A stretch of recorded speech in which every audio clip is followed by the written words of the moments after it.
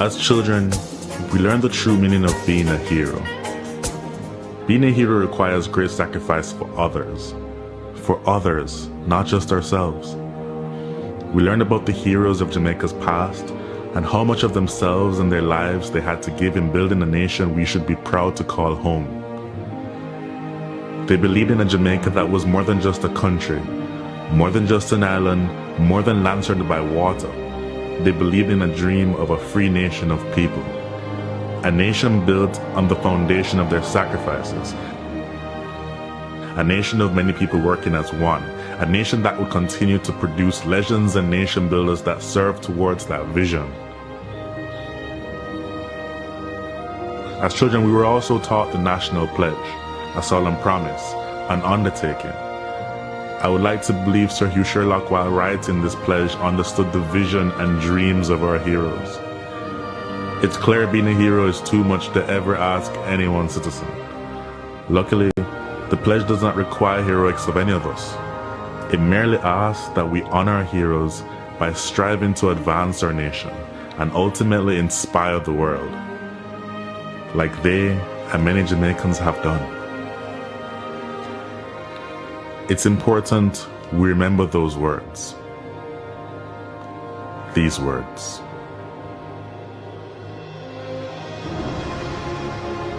Before God and all mankind, I pledge the love and loyalty of my heart, the wisdom and courage of my mind, the strength and vigor of my body in service of my fellow citizens. I promise to stand up for justice, brotherhood, and peace, to work diligently and creatively, to think generously and honestly, so that Jamaica may, under God, increase in beauty, fellowship, and prosperity, and play her part in advancing the welfare of the whole human race.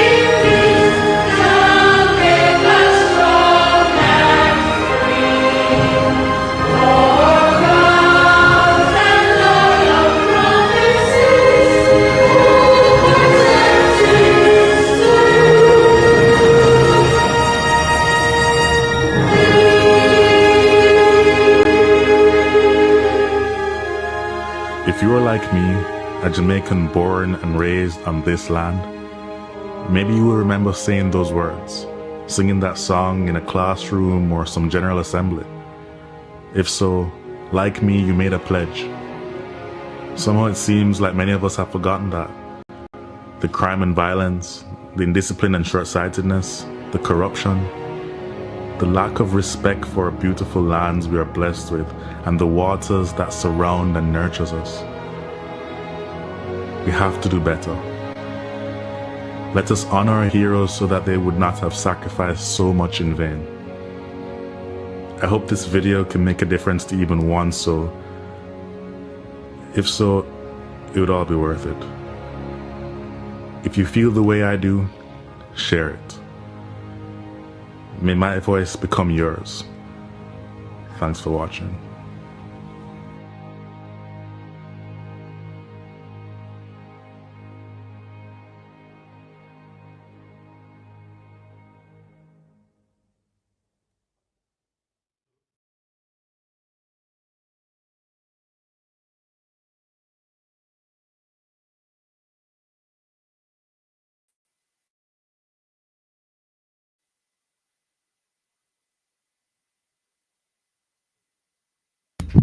Mic check. 1, 2, 3. 1, 2, 3. Mic. Can you hear me? Can you hear me, my people? Mic.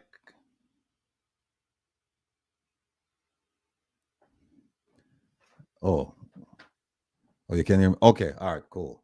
All right. Folks, as usual, we'll start with the pledge and then we'll move on into business. It's been hectic. So much going on. And we know why. It's election time. And there's just so much to do. So much to do. All right, I could big up some people. Yeah, well, big up all our people. Dorothy McCoy, big up yourself. Blessed good evening to you. Miss E, thanks for tuning in. Much appreciated. I'm going to say Laura Williams is so happy for today, and thanks for YouTube and the producer Ratty and the wonderful crew. We are truly blessed. And yes, I am breathing for the purpose of my pen and paper ready. All right, Laura, thank you for joining us. Keep your pen and paper handy. Jeffrey Worrell, greetings to you. Thank you for joining us. Merle, holy, I saw Darrell was serving the buses communion today. No, I'm gonna serve communion to my bus tomorrow. So I'll show you tomorrow afternoon. Thanks. Cecile Phillips, good evening. Patel, welcome, sir, and good evening. Joey Blogsy, big up yourself. Thanks for being with us. Herbie T, blessings, my brother. Hope all is well. Mega, one of my favorites. Mega. Brooklyn Save People, Mega is here. Erwan, okay. Alkebulan, Winnipeg, Manitoba in the building. Canada is represented. Thank you, sir. Petra, blessings, Petra. Melford Campbell. Yes. Thank you very much. Much appreciated, Melford. Thanks for joining us. Iselin Fairweather. Iselin, blessings. Princella, good evening to you. Thanks for joining us. Kinsley Anglin, good evening, sir. Good evening. Petra, hail up everybody. Okay, good. Sonia Graham, blessings, Sonia, blessings. Orville Wright, big up yourself, up and running. See him, sir. Miss Rita, good afternoon to you, ma'am.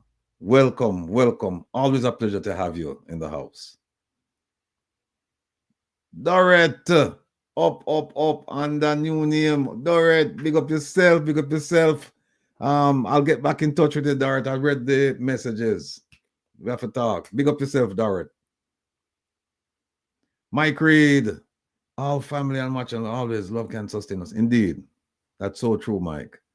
Unique Ray, blessings. Thanks for joining us. Is that it? Oh, Flex. Big up yourself, Flex. Ubuntu. Greetings and salutations. Welcome. Marine Hines. Marine Hines. Good evening. The energy is bearing fruit. Answer.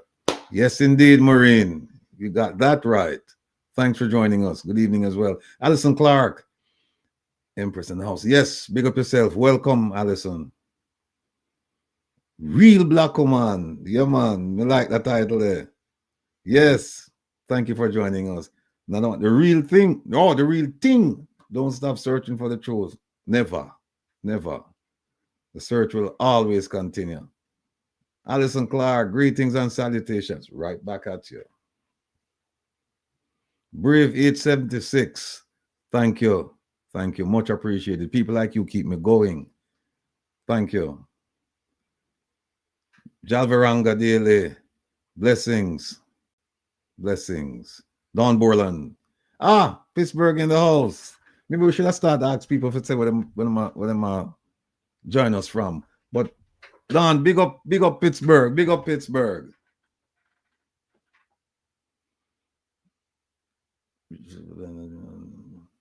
Oh, unique career. Yeah, we saw that. I think we have a video. We're going to play the video and then we're going to critique the video. And it's a serious matter, but we'll have some fun while we're doing it because they need to stop this nonsense. You know, those buses should not be on the road come September to transport children.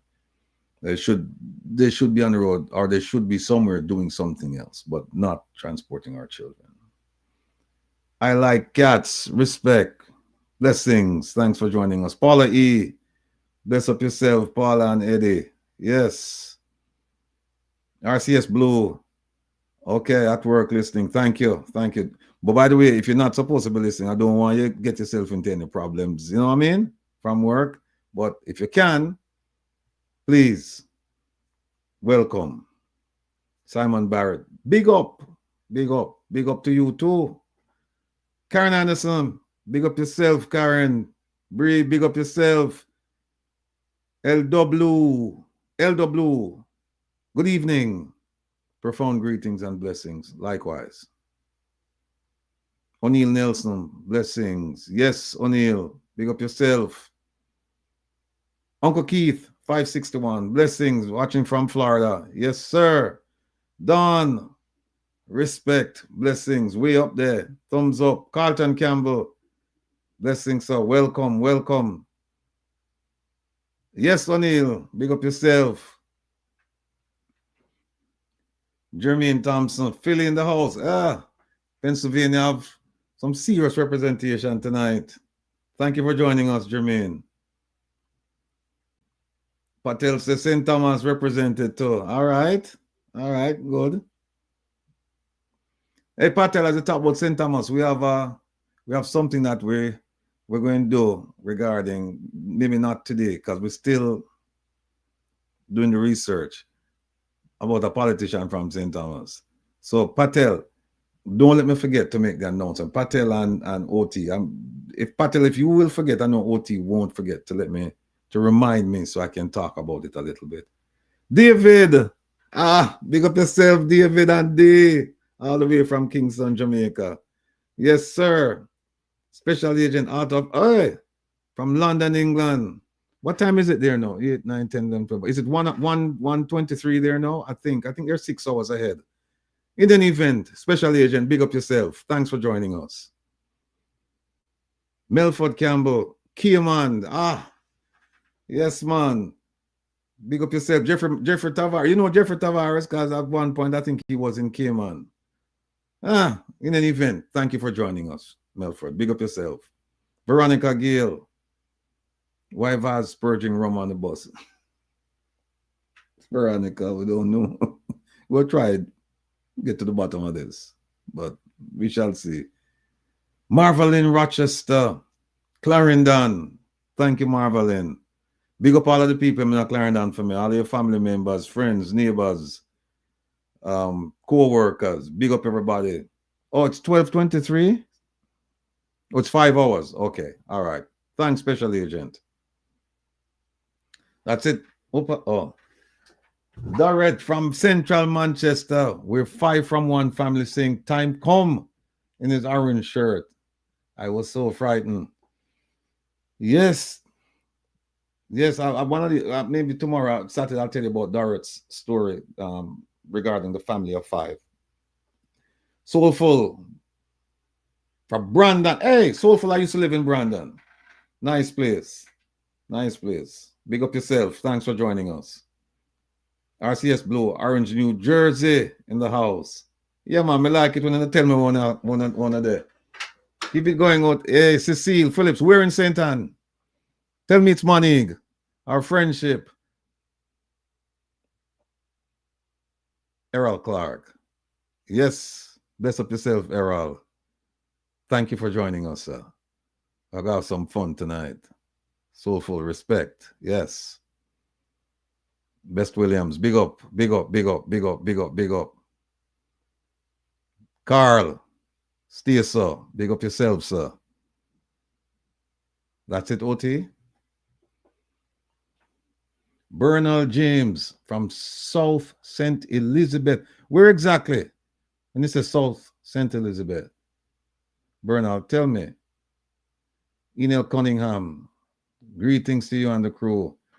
We thank you, Enel, and we hope that all is well in your part of the world. Baz announced that this election is his last. We don't believe that.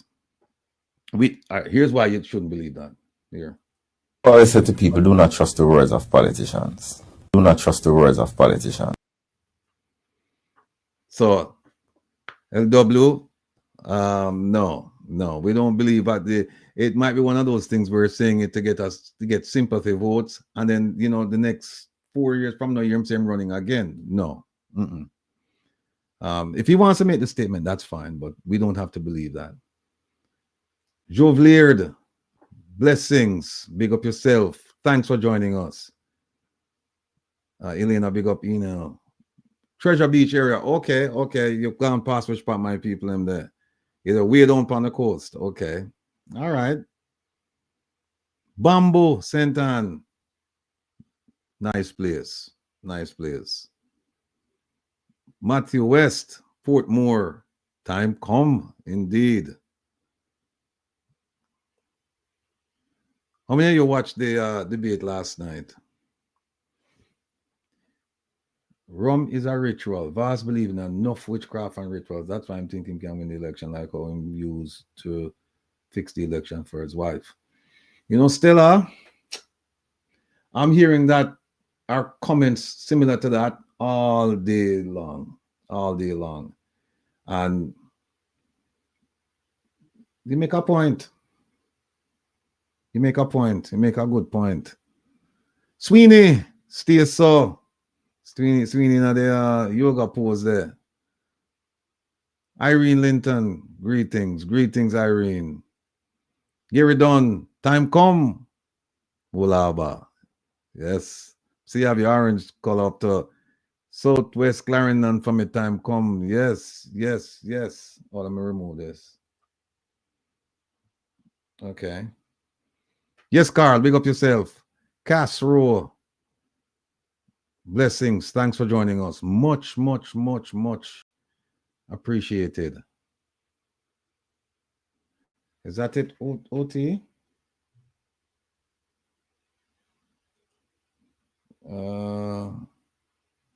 Sweeney say, all love, big up yourself, Sweeney. That's it. Okay. All right.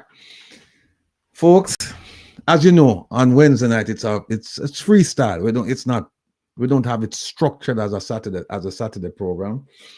And that's because we wanted to kind of like just kick back, relax, just listen to the conversation, join the conversation. And as usual, we open the phone line later on in the program so that people can call in and express themselves.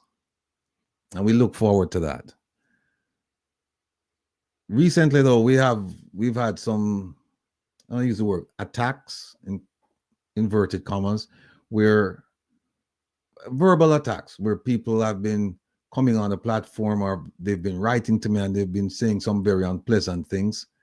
And it's fine with me. It just tells me that we're getting under people's skin and people are upset.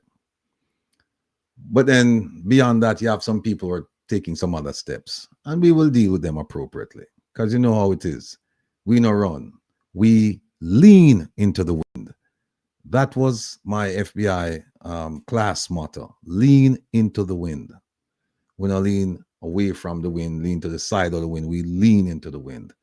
And that's what we have been doing, and that's what we will continue doing. So, and while we're here talking, just want you to know, you can't see him, but Kevin, where you there? He's here, and he's trying to fix the problem with the telephone line, because last week we had a problem.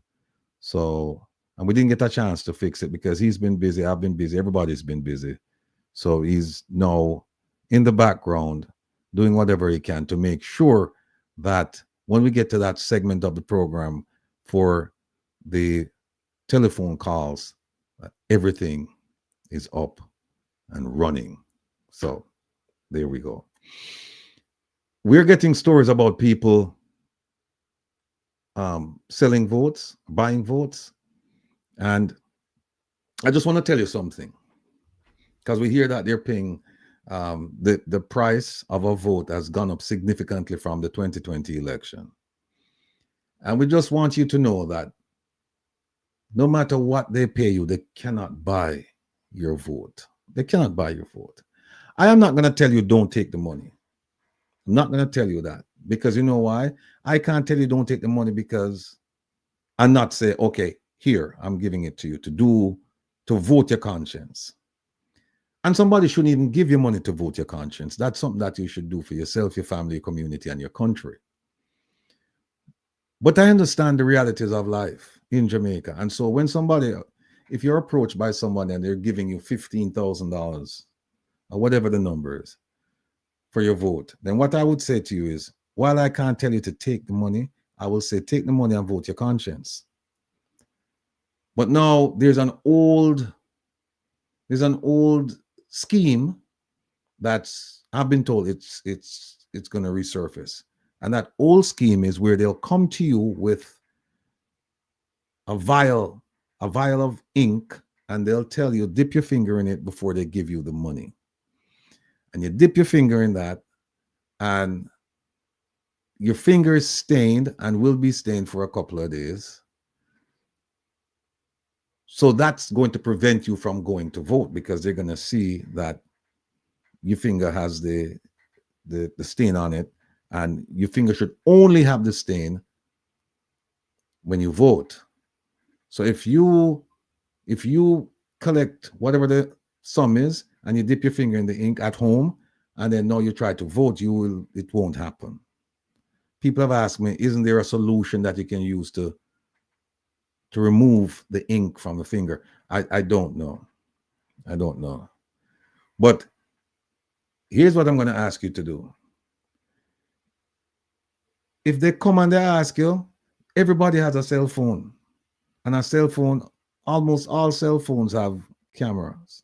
So what you do is just make a video for me, or take a picture, or tape the conversation and just send it to me, please. Because what we want for this election, we want it to be free and fair. That's what we want.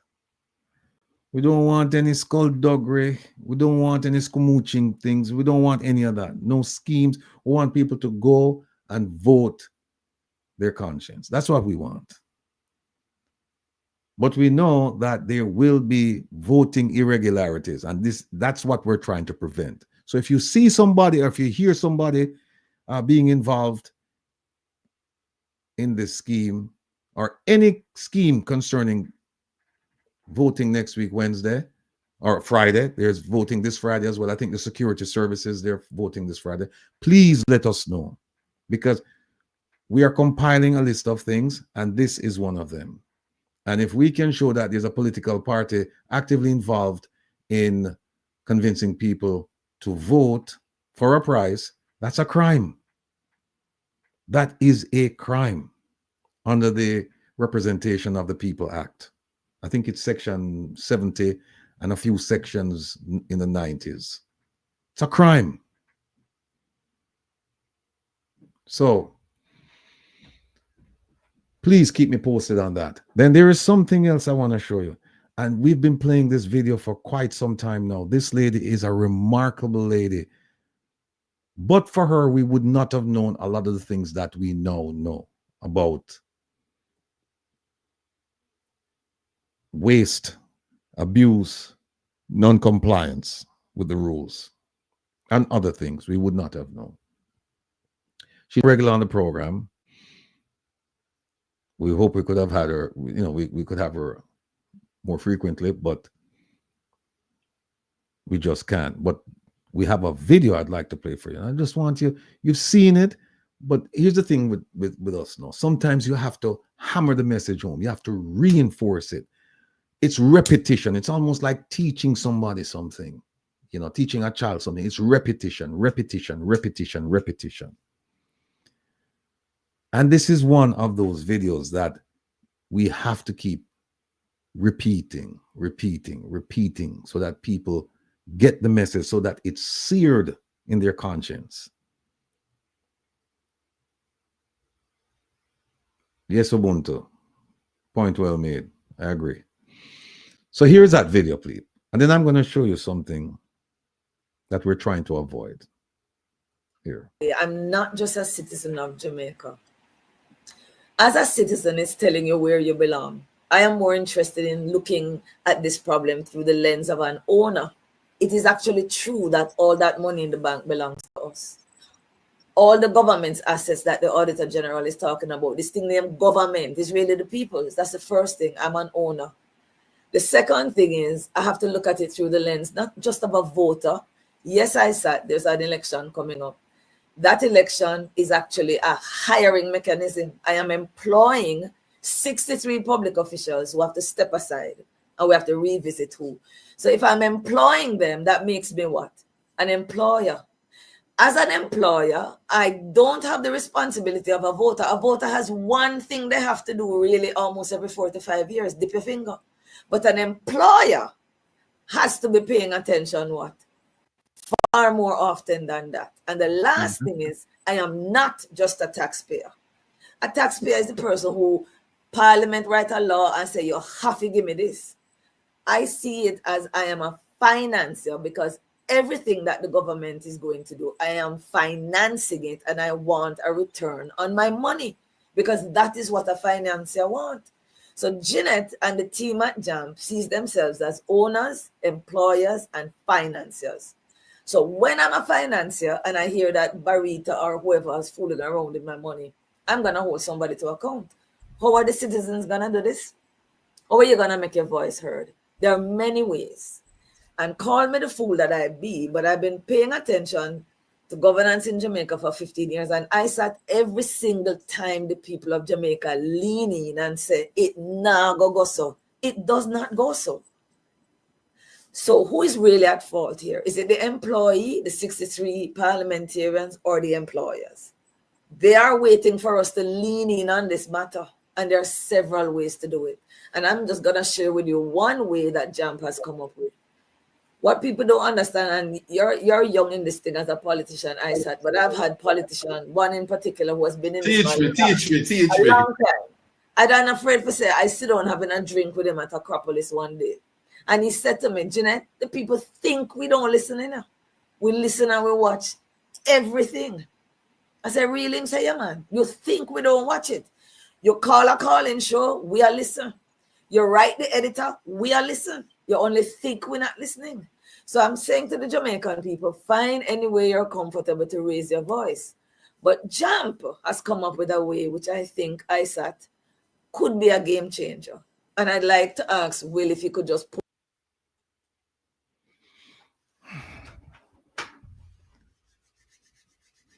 Voting is around the corner, and we're all voters.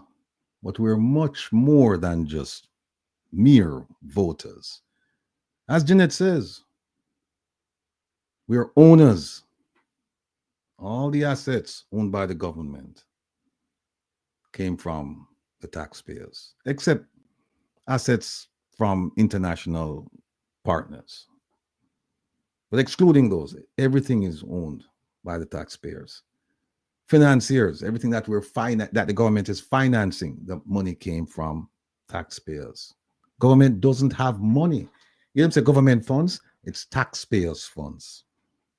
Let's be clear on that. And finally, we are employers. Right now, they're auditioning for a job. All 63 of them are all 63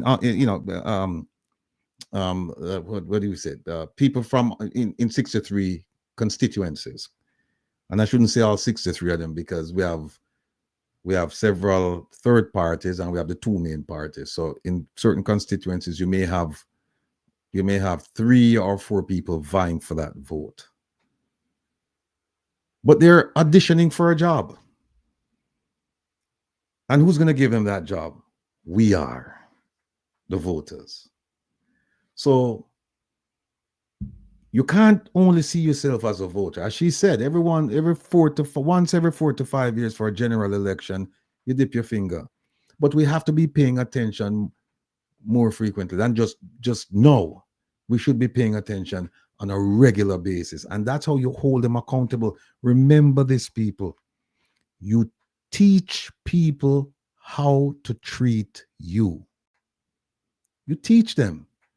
And so if we have taught the politicians that we don't care, that's exactly how they're going to treat us.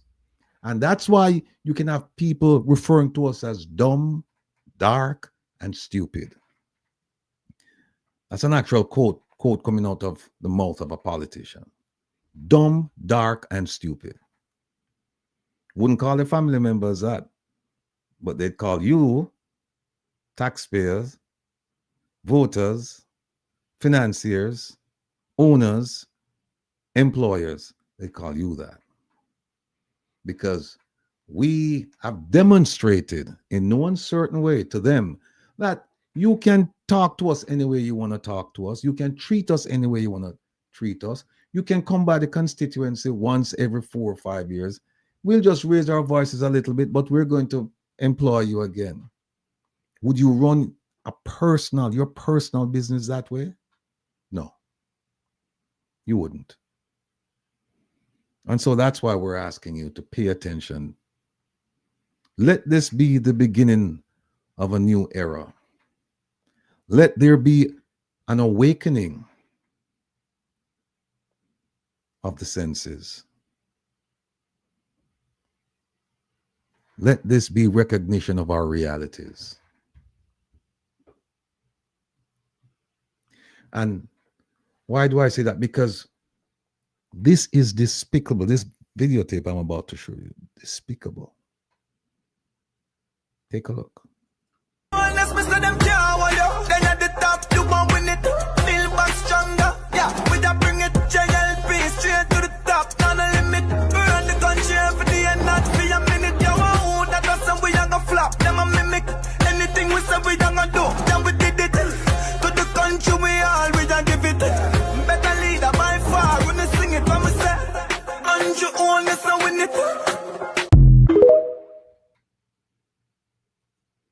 And here's another one.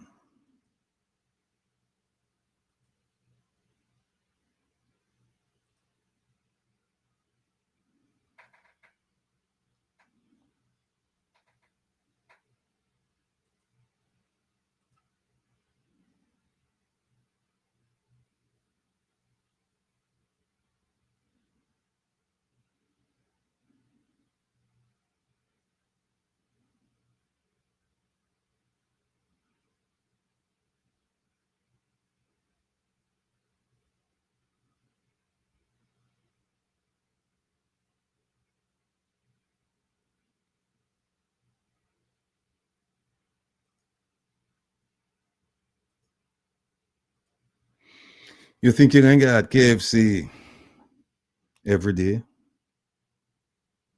And by the way, the money that was used to purchase that KFC, where do you think that money came from? That money is your money. Where did that money come from? It's your money.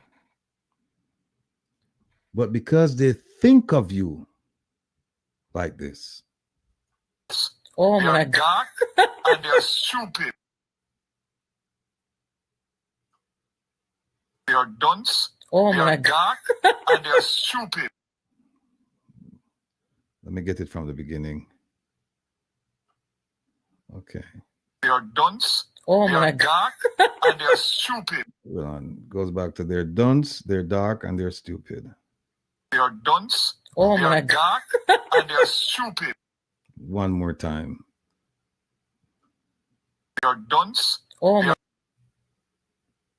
They are dunce. Oh my God. And they're stupid. See, when people think of you like that, they have the liberty to do whatever they want to do. And it's time we realize that when people say that about you,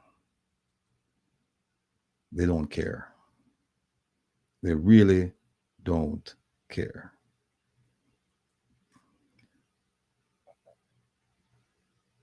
We have so many videos to play.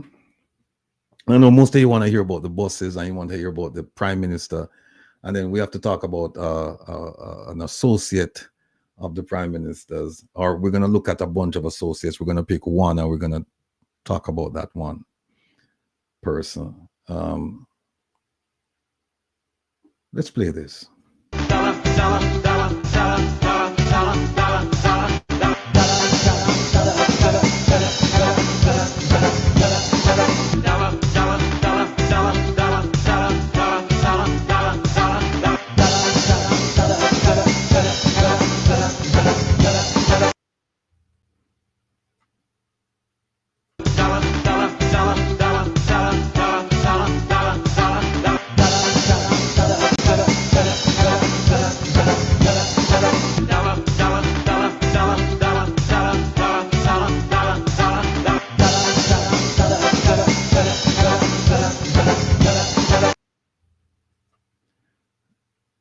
Before I make any further comment on the dollar bus, look at this.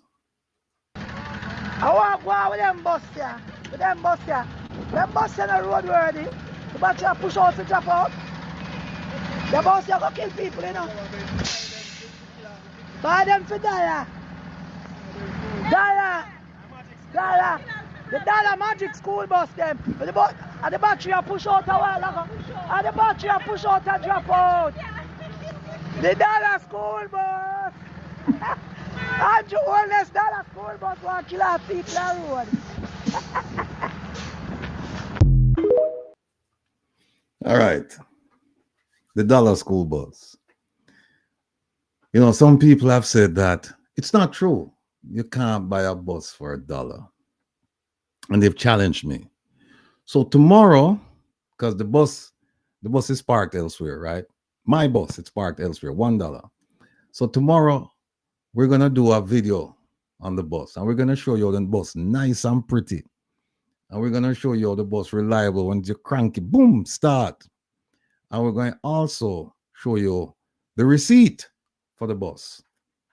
We enlarge the receipt, you know, make it big so everybody can see. So all of the naysayers and the disbelievers, unbelievers, they can tune in.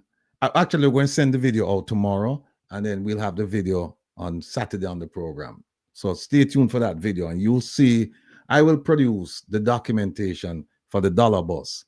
And what we're asking and what we've been asking Minister Vaz to do is to produce his documentation, because he said weeks ago, long time ago, he said, I've crossed every T and I've dotted every I, and I was involved with all of this, and we have all the paperwork. And we're saying, well, show us the paperwork, show us your evidence, and, you know, quiet us, because there's so much going on regarding this bus situation, and most of the controversy could be quelled by by Minister Vaz coming out, and maybe the Prime Minister too, because he's spoken about this issue. And both of them just come out and say, here is what we paid for the buses. Here are the costs involved. And let us run with that. Because here's one thing I can tell you. Here's one thing I can tell you. And they won't be sleeping well tonight. As I speak, there is a background investigation being done on the person who assisted with the purchase of the buses in the United States. As I speak, let me see if I get the results yet.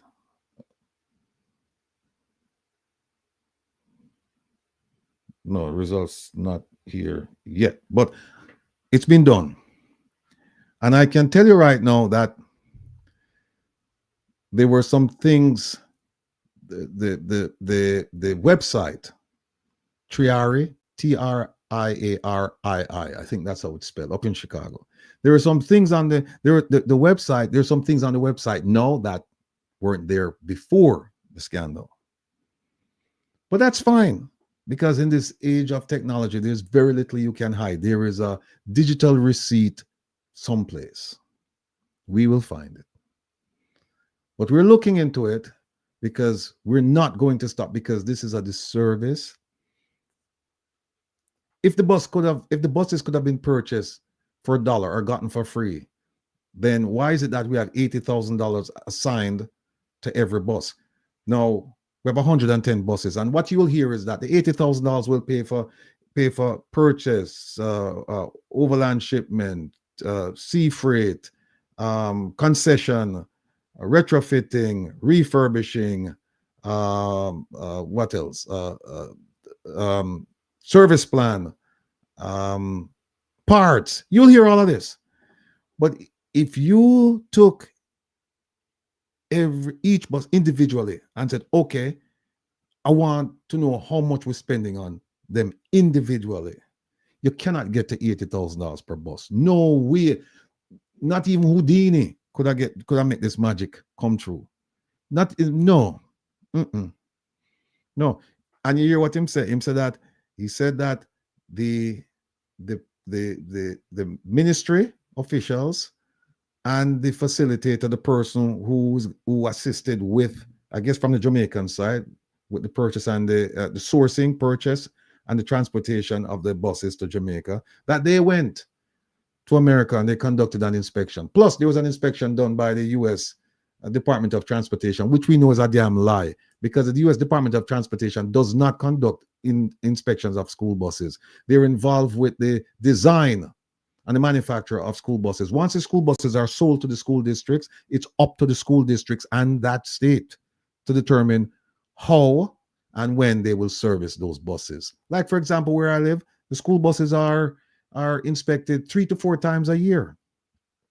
Do you think those school buses coming to Jamaica will be inspected 3 to 4 times a year? If you would think that, your mother shad.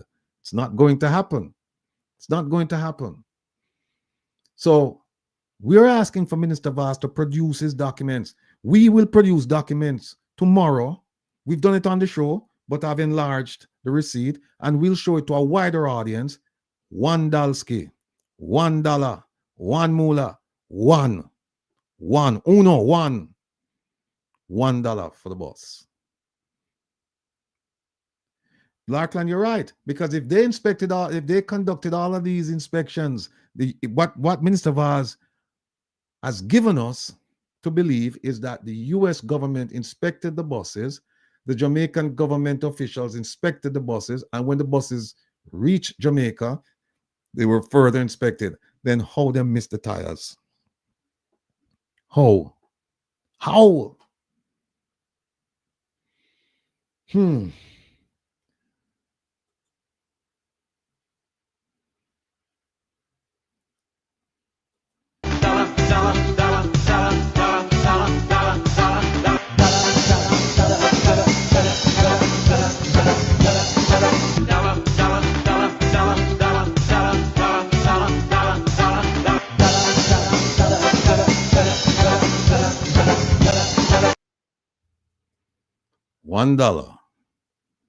$1.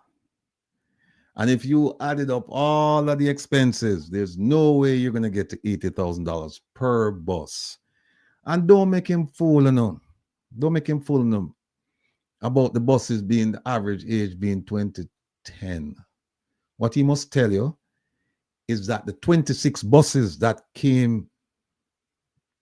arrived in Jamaica, because we have the invoice, the 26 buses,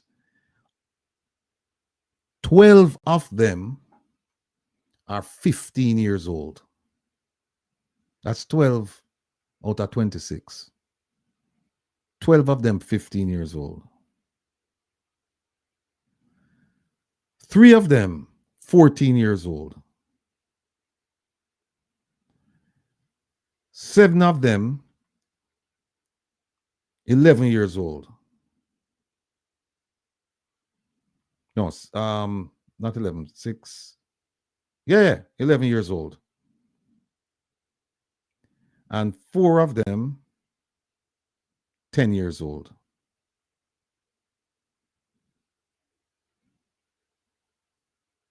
That's a disgrace. And then he would have you believe that the US government, that he tried hard.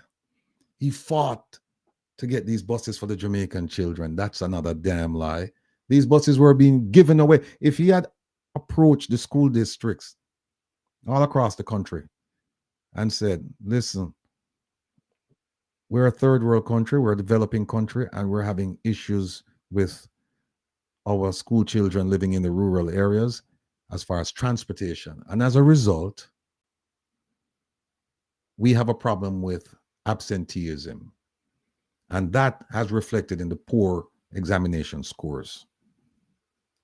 If he had made a pitch to them in that vein, he would have gotten the buses for free.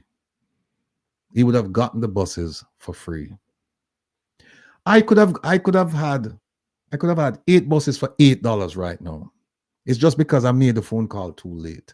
I could have had 8 buses sitting on the lot where that one bus is sitting right now. 8 buses, $8. So how him end up with one bus for $80,000? Alien sell hired. So instead of dollar, liad. So Minister Vaz, he said that people are questioning the cost of the bus and that we were miscalculating and that we're dumb, we're dark, and we're stupid. Let that resonate, people. We are dumb, dark, and stupid. Look at who's saying it. Think about our history. Think about our condition. Think about how the money has been spent. Think about the suffering we have endured and the suffering we will continue to endure. All because we haven't accepted our roles as owners, financiers, and employers.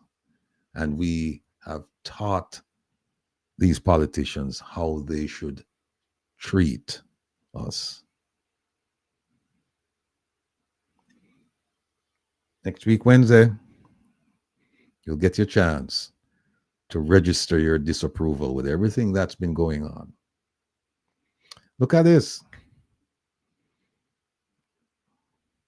Do you think, assuming that this picture is a correct, is not an AI generated or, Photoshop, whatever. Let's just say for the sake of now that it's a correct representation of actually that event. You think if one of those people had said to him, there are some issues with the rural school bus program, and we think that the way you went about it probably wasn't the most cost-effective way for the Jamaican children. You think he would have looked at them and said, you're dunce, you're dark, and you're stupid? You think so? Tigo, big up yourself. My brethren say all the meat on the table look white.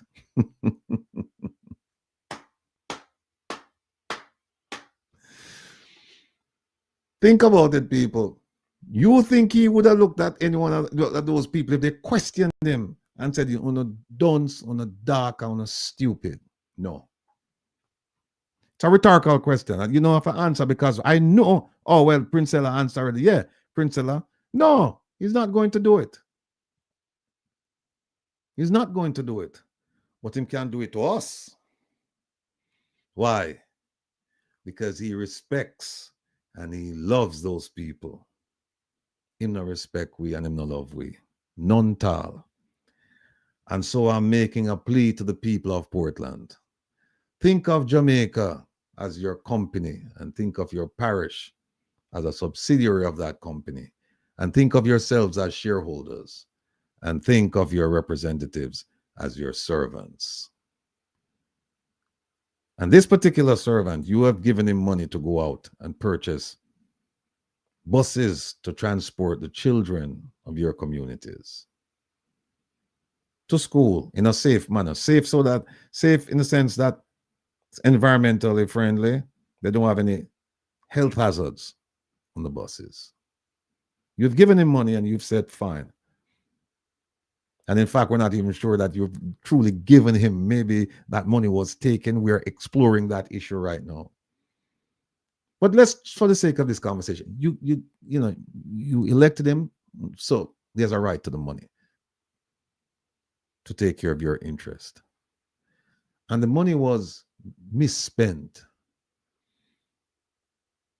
In fact, you don't get a receipt. You send him out to go buy something and him come back with garbage and you don't get a receipt and you don't get no change. What would you do? If you were running a small business and this happened, you're running your own business and this happened, what would you do? Oh, and to add insult to injury, your employee says to you, in response to the question of, what did you buy? Why did you buy this? Where's my change? The employee says, you're too bad mind. Bad mind is not an answer to that question. It's definitely not an answer to that question, especially when your employer is asking the question. Bad mind is not an answer. Bad mind translates to, I don't have a good answer and therefore I can't give you an answer. So don't pressure me. That's what it comes down to. Because if somebody asks you a question like that and you had the receipts and you had this and you were confident in the purchase and you did the right thing, you'd say, here are the receipts and here's your change. That's what you would expect from your employee, but you don't expect a feisty answer. You're too bad mind. No. Again, people, you teach these people how to treat you. How did we get here? When did we get here that you ask a simple question about the expenditure of your money and you get an answer, say you're too bad mind? It makes no sense. But we have accepted that nonsense for far too long. So I'm appealing to the people of Portland. Take this into consideration. You hired Minister Vaz to do certain things for you. He didn't do them. I know him start feasting with you. And on top of feasting with you, here's what's going to happen now. The buses that he's brought and he's bringing to Jamaica. And by the way, him tell me a whole heap of lie. Him say all the buses will be there by the end of July. And we come to find out now that buses won't come till September, October.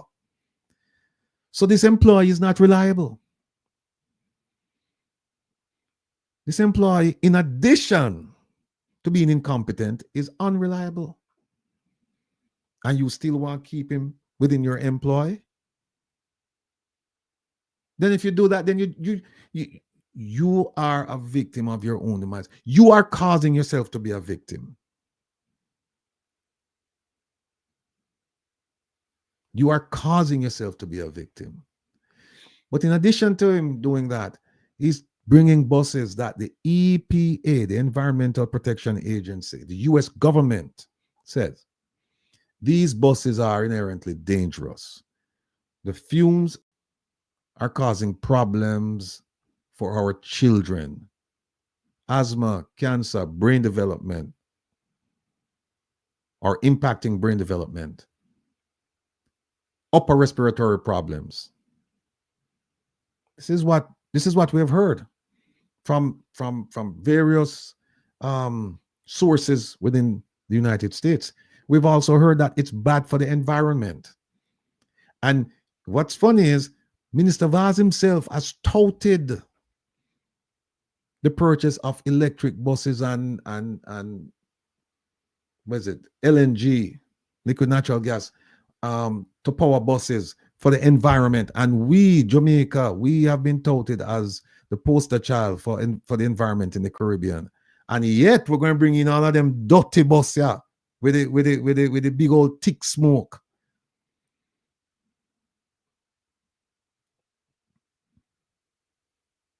Oh, Mega what? Oh, what would they have done with it?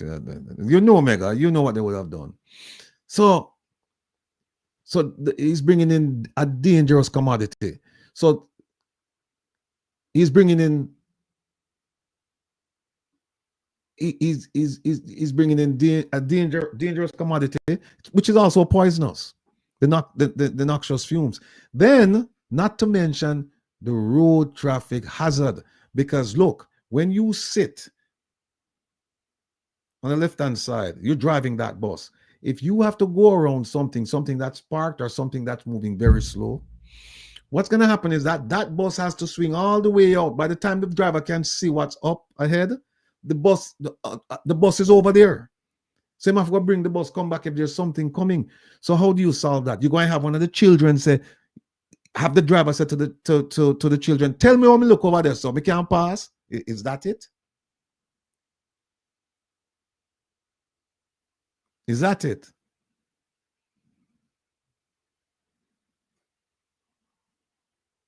Jamaican people, we're smart. Use your wisdom. Think wisely. This makes absolutely no sense, this purchase.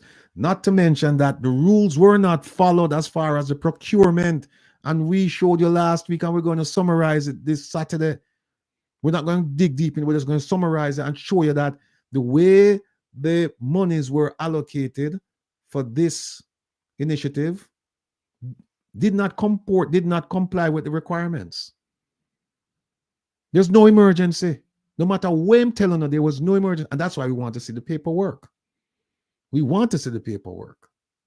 Because if he's saying that Jamaican children have been killed on the roads. When did that start? Last year? A year before? Or 10 years ago? When did it start?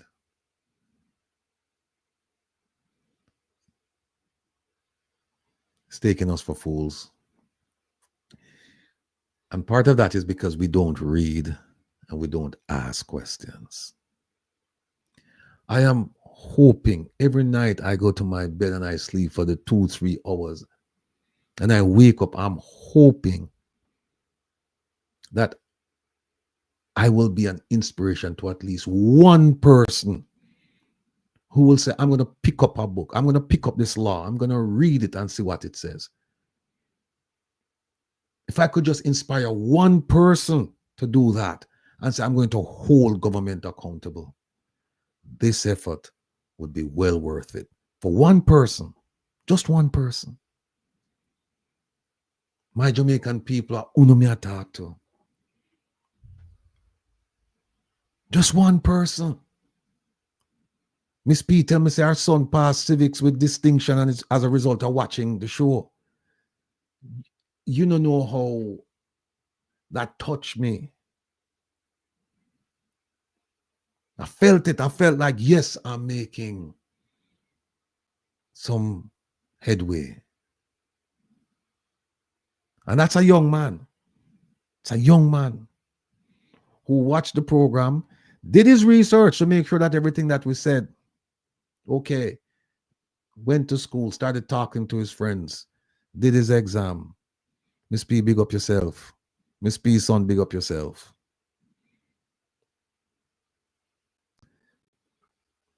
We're spending some time on the bus because somebody mentioned to me, they said, this is the biggest robbery in Jamaica where no weapon was used. A weapon was used. This. Them use them head pounder. But we find out. You wretch you, we catch you. Ah, boy. Hootie, what else we have here? We have, all right. Oti, can you move this one for me, please? And then we're going to get to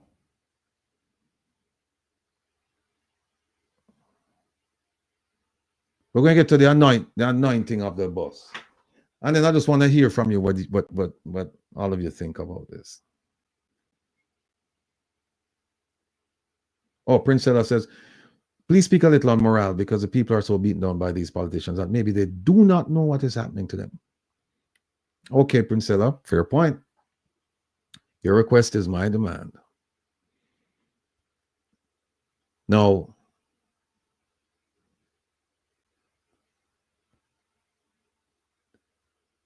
as far as morale is concerned, we need to go back to who we are. We are a proud people. We are an accomplished group of people. We come from great stock. We stand on the shoulders of greatness. So what happened? What happened is we have something called a constitution, which was a sellout. It was designed not for us, not by us. It was designed for the absentee landlord, represented by the Governor General. And we went along. It's even before that, but let's just start right there. And over the years, we've become dependent on politicians. We lost our way. Even within the Westminster system, we should have been holding these people accountable. And if you go back and look at parliamentary history, you will find that it's only in recent times that, I say recent times, like a couple of decades, that people who look like us started representing us. And I say representing in inverted commas because they truly don't represent us.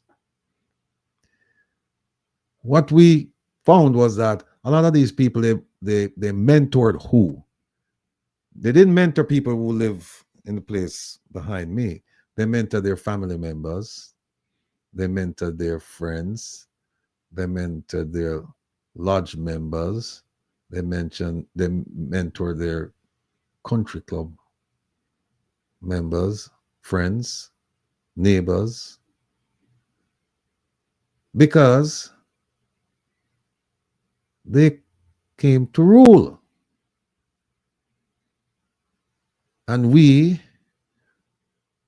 must, and we continue to submit to that rule.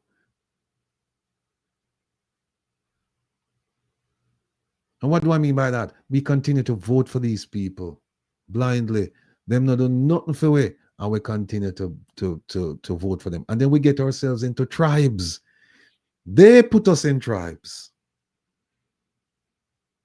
And I've witnessed it myself. They put us in tribes based on color, based on parties.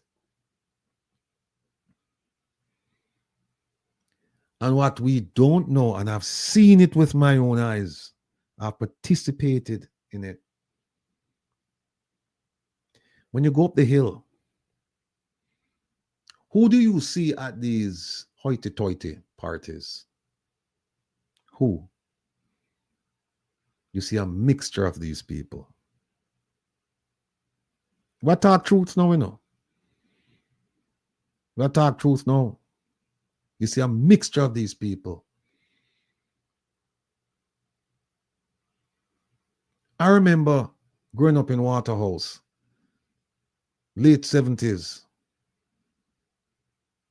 And there was a gully that was the dividing line between the JLP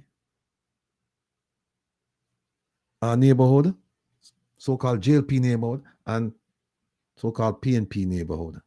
I remember I used to go over the JLP. In fact, I used to live in the JLP neighborhood at one point. I used to play football over there. Some of my best friends, them live over on the JLP side. And when the politicians them come and impose this political apartheid, Panwe, we saw our brothers and sisters and friends and neighbors as enemies. You live over there, so you're JLP. You can't come over here, so. And in fact, we'll come over there so tonight, come kill you. I witnessed that. And my brethren Tigo, where I watch this program, yeah, it's only a pity say him now come on. But him can't come tell you about one night when 2 of our dear friends were killed by people from the other side, from the JLP side. And he can tell you when the MP came down there and they asked for assistance. And the assistance was, we need guns to go over there to kill some people. One of these days, you'll hear the story from him. I had to run away. I had to run away and go Whitfield Town. Because my father said, you cannot stay here because they're going to kill you. And I live right on the border. That is how they drove the separation. They created a demarcation line and made it us against them. Now let's look at how they lived. I happen years later to have some friends who live up on the hill, and so we'd go visit. And I remember the very first time I went to one of them hoity-toity parties, and I saw some JLP and some PNP members drinking and carousing, socializing, and I was taken aback. I really was. And I said to a virgin of mine who was there, Mr. Tim said, how them, what go on here, so?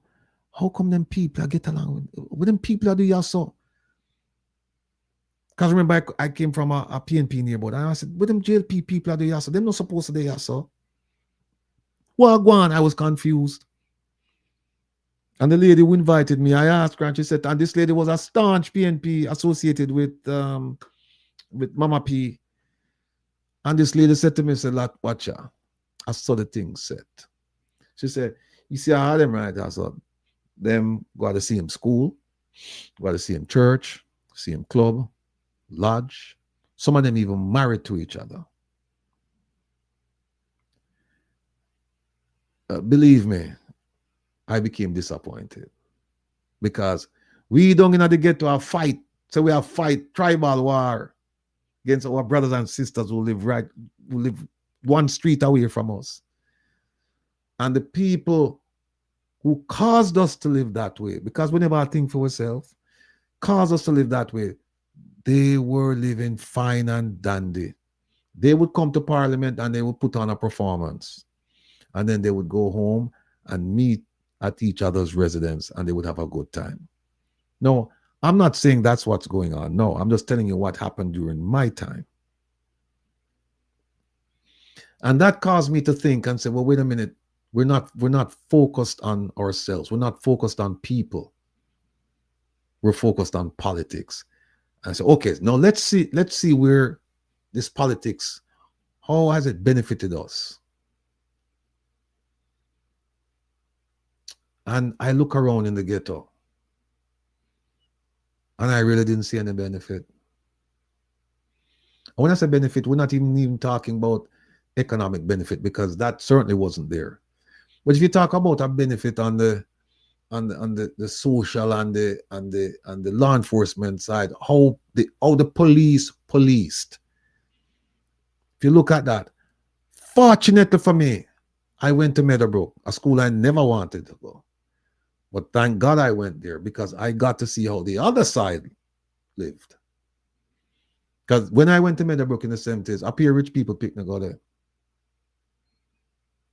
I was the first one in Meadowbrook to get the free lunch under the Manley government. I was the first one to get the free lunch. Mrs. Millwood, never forget, she came to me and she said, look, no, your things now go good for you. Well, she never didn't speak to me in that way, but Just paraphrasing in patois. Just I know things now go on good for you. I know say boy your people are suffer and things like that. So we have a program where we can get you some free lunch and things like that. I'm say, yeah, man, we take the free lunch.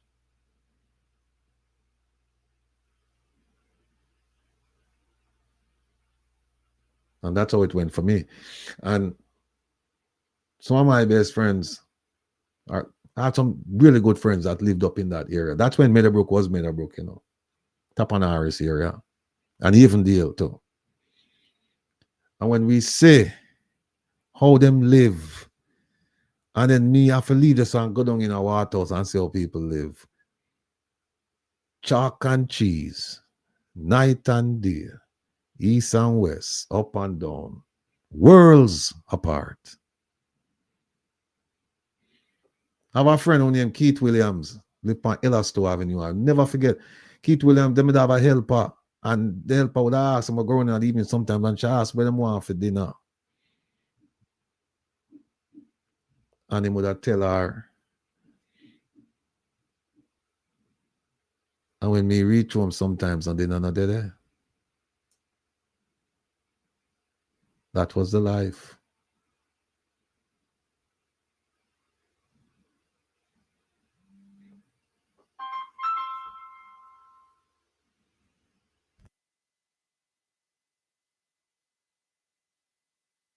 Hold on a second, people.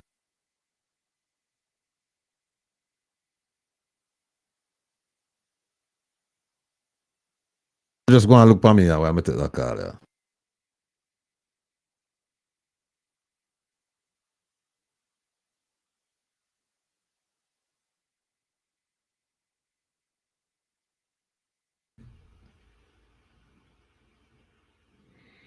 Folks, let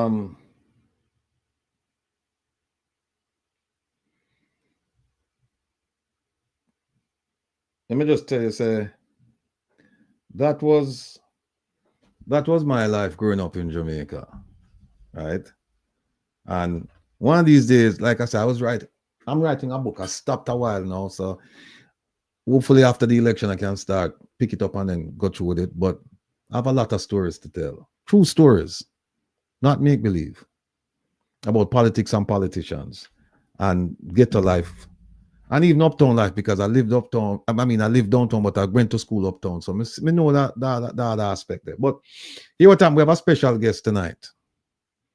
And her name is Ethne Miller Simpson. I don't know if she's related to Mapi, but we're going to find out shortly. She's a candidate for the seat vacated by our renowned world-class Minister of Finance, and I say that tongue-in-cheek, Nigel Clark. And by the way, Mr. Clark, Dr. Clark, we haven't forgotten you. And when that Magnitsky petition is completed, your name will be mentioned in it, because you have done some things as far as the foundation is concerned with the money is coming in and money is going out. And then we also look at the park at Marvelly, a park that I used to walk through, forgot to water house when I was coming past when I used to take the back part and come down Mullines Road, when I remember, and go through Marvelly and go through Jews Land to get over in a water house. So we haven't forgotten you, sir. So people, without further ado, let me bring on our guest. It's Ethne Miller Simpson. Madam, welcome. How are you? Oh, I'm a little bit rushed this evening because I was actually on the road and I bolted back to make sure I'm on time for your show. Good evening. Well, good evening. We're very, very happy that you could do that. I'm hearing like a feedback. Is everybody? Is it just me or is everybody hearing? And Opal, hello? Let me speak if you're hearing it. Are you hearing it? I'm hearing like a feedback over here. Can you hear me clearly? Yes, I'm hearing you clearly. All right, fine. We'll just forget about that then. Listen, we're very, very happy to hear you. To have you on the program. We heard a lot about it. And so we wanted to kind of talk to you, have a discussion about your goals, your aspirations, and actually where you're from. And as you just heard me say, I used to walk through Marvelous, go across Queensland to get to Waterhouse, because I used to live at Waterhouse and I used to go to school up Meadowbrook. Yes. So I'm very familiar with the constituency in which you desire to represent those people. So, as usual, when we start the program, we usually pretend as if nobody knows you. And we just say, listen, tell us who you are. Just give us, and you can spend as little or as lot of time. Oh, something is not right. Just because the sound is not good. Yes. Mic check. Mic check. Hold on a second. Let me stay with me. Let me just come. Sure. Hold on.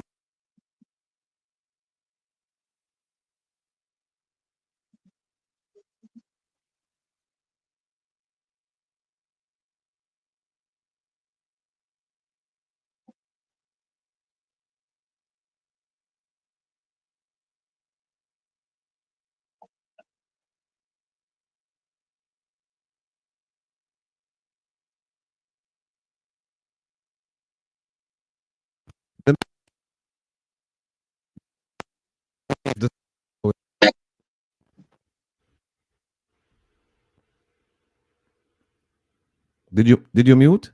Just nod. No, I'm hearing you. Can you mute, please? Let me try.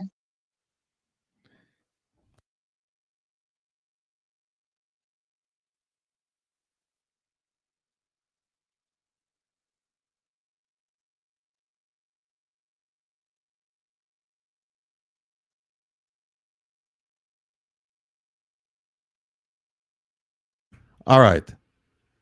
Mic check. 1, 2, 3. Sounds fine to me. So Miss Ethne sound like are you the problem? No, I joke me on Nick. Shouting out everything. Well, right now everything sounds fine.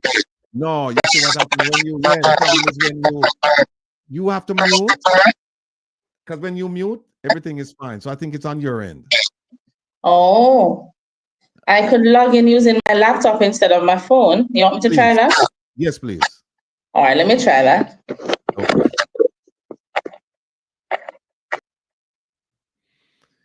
Yes, people. So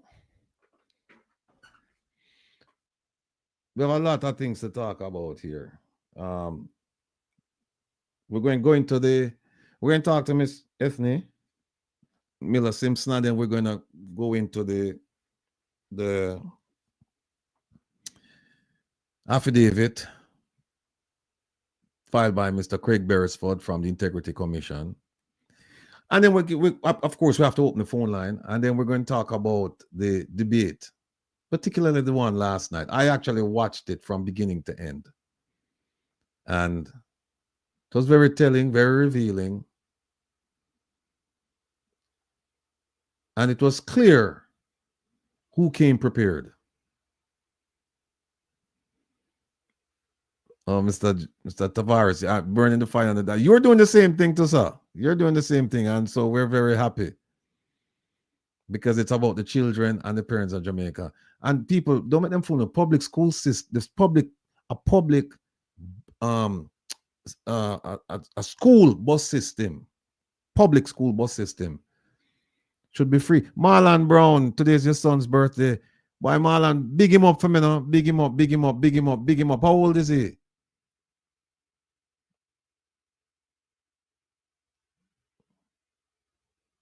Well, Marlon soon let me know how old his son is so we can just big him up. I wish I could have played happy birthday, my friend, but the thing is, we're on YouTube and, you have copyright and all kinds of different impediments, but the message will still get through.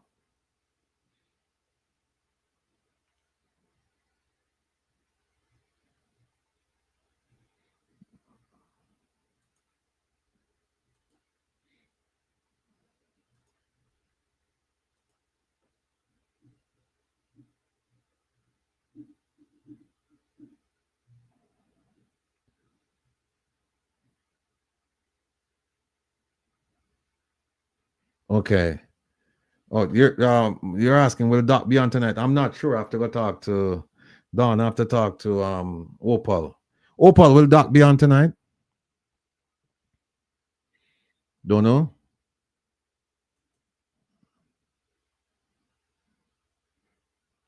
And all of the people who get upset because we're showing and we're talking about the bus.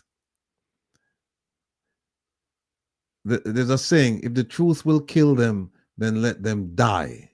And there's another one that says, the truth will set you free, but first it will make you miserable. And so we're going to make them miserable. We're going to get under them skin. We're going to make them miserable, because this is what we're taught. You know, the funny thing is, I haven't heard one person come out and say what I'm saying is false. I haven't heard that. I haven't heard that. That's what they must come and do. But enough of them, foolishness. Hey, all of them, hold this, no hug up this.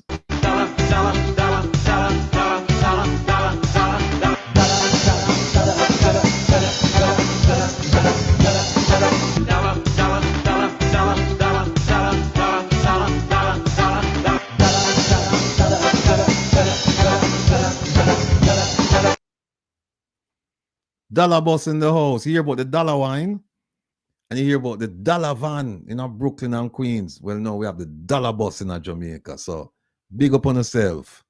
We're still waiting for Ethne to join us. We don't want to move on without her. In the meantime, let me show you a video. This came to us today. Oh, Jeffrey said, pull up. Jeffrey want to hear it again. Okay.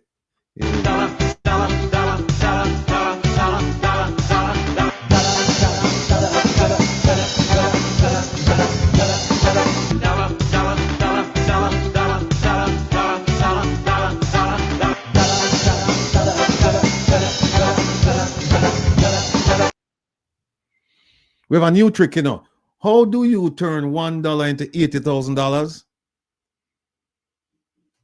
Give it to you know who. All right. All right. Watch this, people, and tell me what you think. Marlon, big up yourself. And your son 10 years old, big him up. Bright light for the future. And I'm sure you're going to make sure to do everything in your power to make sure that that child is well taken care of, well schooled, with the aim of becoming a very productive member of our society. So Marlon, big up yourself, sir. Big up your son. Okay. Miss Ethne, you good now?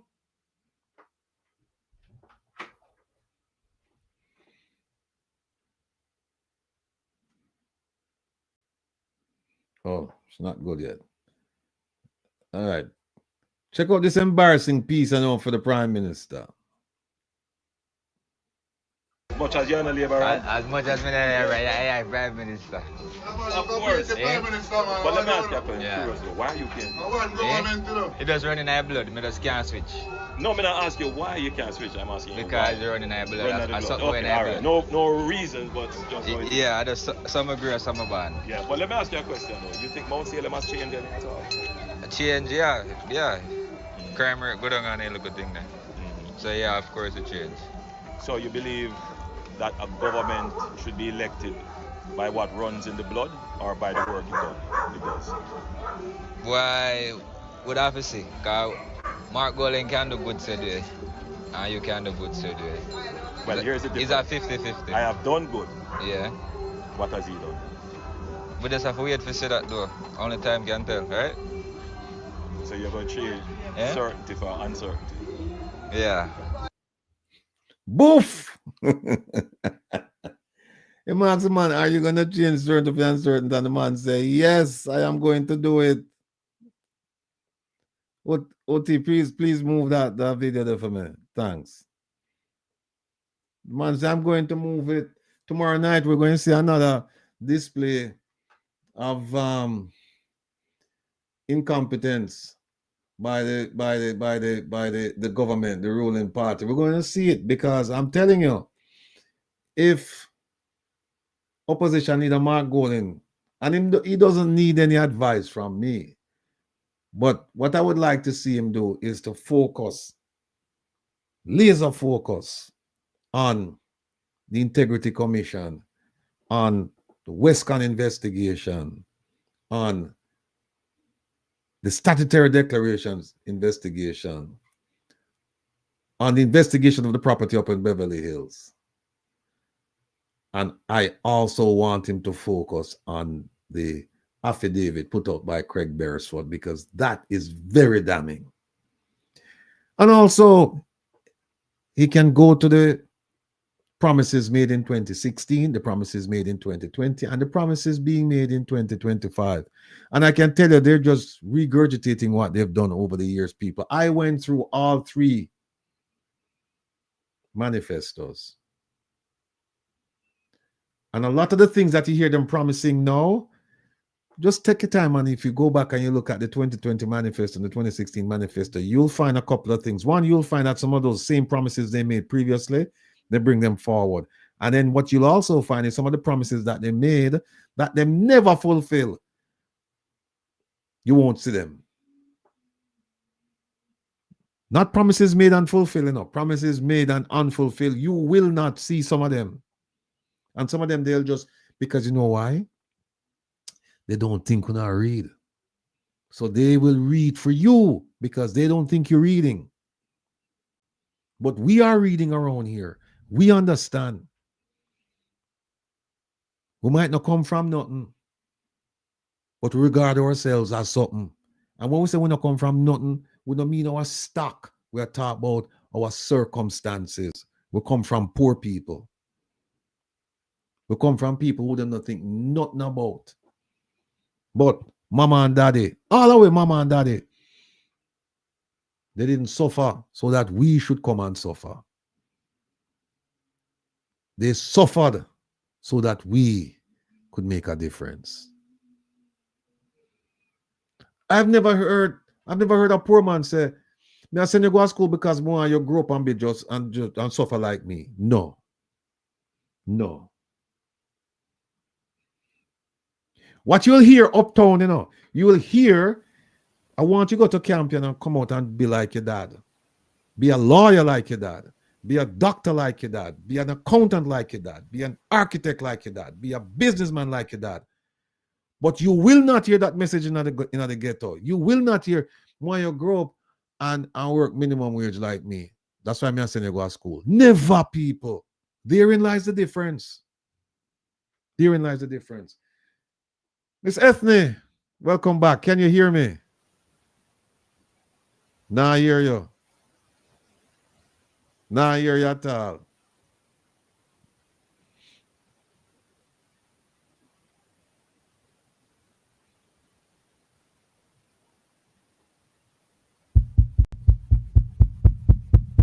Mic check, mic check.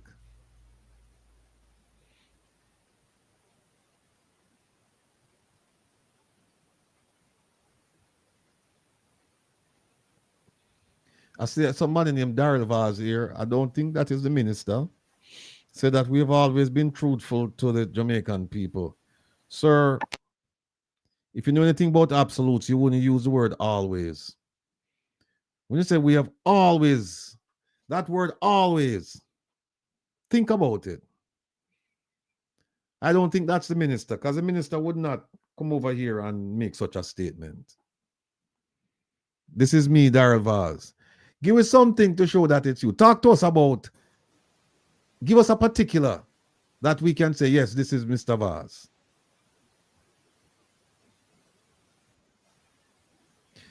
And if it's truly Mr. Vaz, we have a phone. Just tell me if you want to open the phone line so you can come on and we can have a conversation. And I don't think Mr. Vaz, as well schooled as he is, coming from Campion, would not say, "This is me, Daryl Vaz." We say, "This is Daryl Vaz."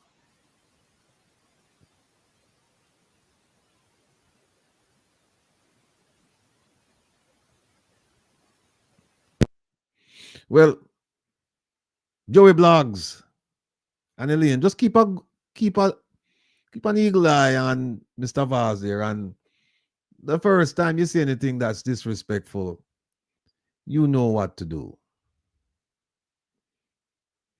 But if he's acting in a respectful manner and he's just here to listen to what we have to say, then let him be. Mama said, tell him I'll show some of the receipts for the buses. All right, while we're waiting on Ethne to come on.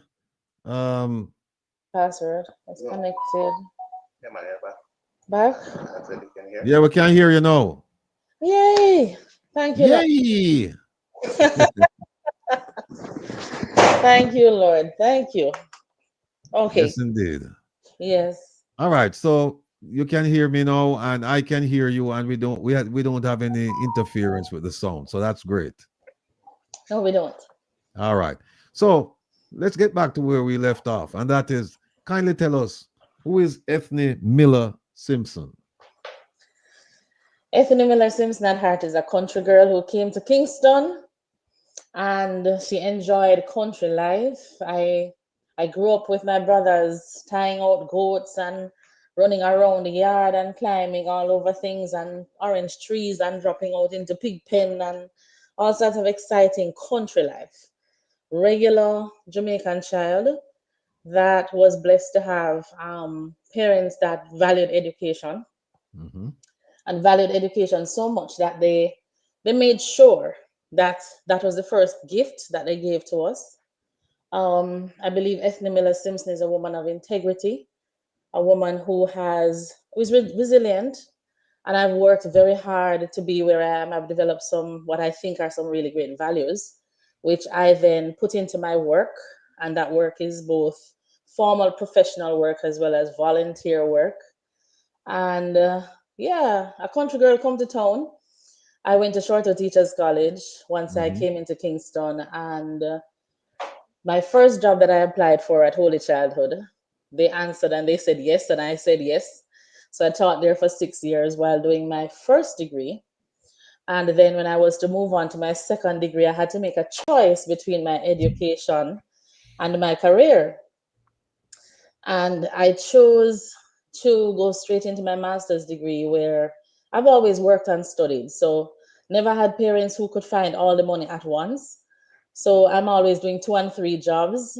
And I decided to go straight into my master's program, knowing that I was stepping out into an unknown, didn't know how the bills would be paid, but I knew I was educated enough to find a way, one, and two, resilient enough to teach and work and do transcription jobs on campus and all sorts of things to make sure that the bills got paid. So that, I think, has helped to shape the resilience and the spirit that I have. I also have a very entrepreneurial spirit, which I discovered late in life, because, us as children at the time, we were expected to become civil servants, and we were expected to go and work for the government.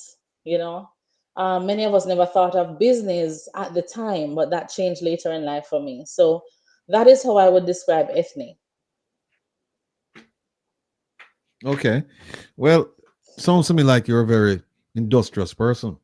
And based on that, it would appear, or it would seem only natural that somebody with your qualifications and your spirit and your focus, you said they were talking about the idea was that you would enter government service. So tell me now, why is it that you had all of this going for you, and then now here we are where you're going to government service, but you're going through a different door, because we were expecting you to apply and get a job as a permanent secretary or something of that nature. But here it is, you kicked down the door and said, no, I don't want that job. I want to represent my people. Tell us, how did you get to this point where you decided that representational politics would be the path for you? Well, there are a few stops in between teaching at Holy Childhood and then coming into representational politics, because in being a teacher of English at not just Holy Childhood, I then went to Campion, I taught there.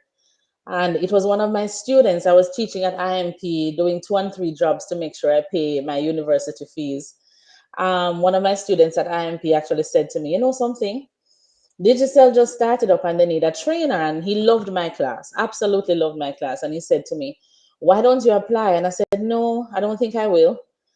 I love teaching. I think I was looking forward to sort of slowing my life down and focusing a bit. And he said, no, man, you need to give me a resume. So just to shut him up one day in class, I said, here's the resume. And he took it, submitted it. And when I was interviewed the first time, that's a whole story. There was an accident on the road right by, you remember where Blue Cross used to be? Yes. And that road was just one road down, one road up. And I got stuck in traffic. I couldn't make it to the interview. They called me. I responded. I said, yes, I'm coming. They tried to hold the panel for me. By the time they cleared the traffic, and I got there, they said, listen, very sorry, but we couldn't hold them any longer for you. And that was a job I never really wanted. But when I didn't get it, I was deeply disappointed, because you know the period between when you actually apply and they say yes and you interview, you start falling in love with the job itself, and the thought of leaving teaching and going into corporate was starting to appeal to me. And I remember I had finished my degrees then. I said, but you know, Ethne, you're really not using this international relations degree. You need to use it. And when I didn't get it, I was a little bummed, a little, disappointed. But then I said, all right, you know what? Go back to teaching. 2 or 3 days later, the same company, Digicel, called me, offered me another interview. And it's after I got the job, I heard that they actually offered the position to someone who rejected it. But I was willing to work for less. And with the qualifications that I had, they thought, that they had actually caught somebody who could do a whole lot more, which turned out to be true, because I then helped to build Digicel University. So I'm not a regular teacher. I do instructional design, I do curriculum development, I write programs. I worked with UCC, where I helped them to put their University of London program together. And that is my education background, which has morphed into teaching on campus. I've lectured in ethics, I've lectured in career development, and English for graduate students as well. So when people say that I'm an educator, that is really the base of it all. Loved it. I think I made the best decision. And I almost never went to university, because when I wanted to go, they didn't have any space. And then when they called me, I said to my priest at the time at Church of the Transfiguration, I said to him, I said, I'm not going to go. And he said, Ethne, do it for me. You never know where you'll end up. I'll never forget when I walked into Queens as a guest speaker for a graduation. And there at Queens High School. And when he saw me that evening, it was like a reunion, But my life has been a good one that has taken me in many, many, many directions. Many directions. So I got into corporates. I built Digicel University. NCB then headhunted me. I did that and transformed their training school into what they have now, which is a corporate learning campus. And then the recession hit. My girlfriend said, let's start a business together. And I was like, yeah, why not? And my whole journey in entrepreneurship started. And also the journey with the US State Department, the US Embassy here. I became a fellow of the State Department. I've worked with the ILO on documents to do with gender. I became an IDB evaluation consultant. So you are then going to ask, with all of that, why politics and how politics, right? Yes, indeed. So, apart from, I guess this is a childhood story for everybody. I saw Michael Manley at age 9, fell in love with him. But outside of that, I had grown up in a house where my father would buy the newspaper every Sunday, and he would read what is in the paper, and then it became discussion over dinner. So I was used to hearing politics in my house, with my mother and my father talking business and politics all the time, but more so politics. And then when I was doing A-levels at Knox Community College, there was a particular song. I don't remember who sings it now, but it was talking about can you sleep on any beach you want to? Can you stay out late at night? And it was really talking about apartheid and the fact that Black people were just not allowed in certain spaces, specifically on the beach. Now, Fast forward to where we are in Jamaica, where we're now talking about beaches and us Jamaicans not being allowed. You know, you don't have that kind of freedom anymore to just be on any beach you want to. That has connected for me. That really connected for me. And growing up hearing about the People's National Party, yes, but also when I was a young woman, I decided I wanted to go to a conference, and I went to the PNP conference, and I listened to the policies, and I listened to the everything, and I decided, I'm trying to remember which year it was, when during one of our elections, I got really angry at some things that were happening, and I decided I wanted to become a member of the party. I drove my little car right up to Hope Road, filled out the form, got it signed, got my references, and submitted it. Because a friend said to me, you can't change things from the outside. You really need to be on the inside to change things. And that is exactly how I decided to go into politics. I decided to just volunteer. I didn't know where the road would lead. And in 2020, my aunt called me and she said, Ethne, we can't find the candidate who was supposed to run in Northeast Manchester. And that's really where I'm from. I'm from Spalding. And I said to her, I said, Auntie, I'm not ready. I would do it, but I'm not ready. And she said, Ethne, when I was running, Dorothy Miller is her name. And when she ran against Audley Shaw. And I said, no, I don't think I'm ready. She said, you'll never be ready. Just come. I did, sought some advice that night. And the next morning I was in Christiana. When I turned up, the gentleman turned up as well. And I said, let him go ahead and run, because I was not going to fight someone for a seat. I don't think I wanted that as the start to my political career. And I decided after the election, you know, we lost the election in 2020. I decided to volunteer. I was elected as the chairman of the constituency. And this was me moving home to now be with my parents, because I'd lived in Kingston for almost 20 years. And I had decided that, you know, something, as my parents get older, I want to be closer to them. And I started doing the leg, knowing the people on the ground. I grew up there, so that was a huge plus for me. And Audley Shaw actually looked and said, but wait, it looked like you have my playbook. But I turned to him one day and I said, no, it's not your playbook. It's the PNP playbook. And that's really where you started. So I'm not surprised, you know. So I did that, got on the ground, started doing the work. And that work helped us to win the Christiana division and the Walderston division. But then I stepped back because of internal politics. And I said, you know something? I'll just volunteer in the party. I don't need to run again. And my mother said to me, because my father had passed, and she said, you know, why don't you just go back to Kingston, pick up your business, and continue? I said yes, came back to Kingston, looked at my business, started, and somebody said, Northwest St. Andrew needs some help. I was like, nope, not running again. I don't think I'm cut out for representational politics. But they asked me to look at the seat. And when I looked at the seat, I said it would take 2 election cycles, because Nigel Clark was still here.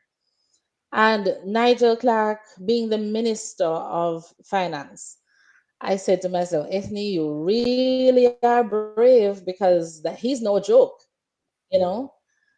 And then I said, you know what? I'm going to give it a chance. 1 week later, Nigel Clark decided to move to greener pastures, and suddenly the constituency looked different, looked very different. I looked at Dwayne Smith, pound for pound. I believe I have a stronger profile. He has some issues on the ground which, you know, work against him. I don't think he has performed at all, because he was the councillor for the Chancery Division. And I listened. I really walked around, stopped in places, stopped with the taxi men. You stop everywhere. You're going to the pharmacy, going to the supermarket, and you listen to what people have to say. And then I said, this can be won.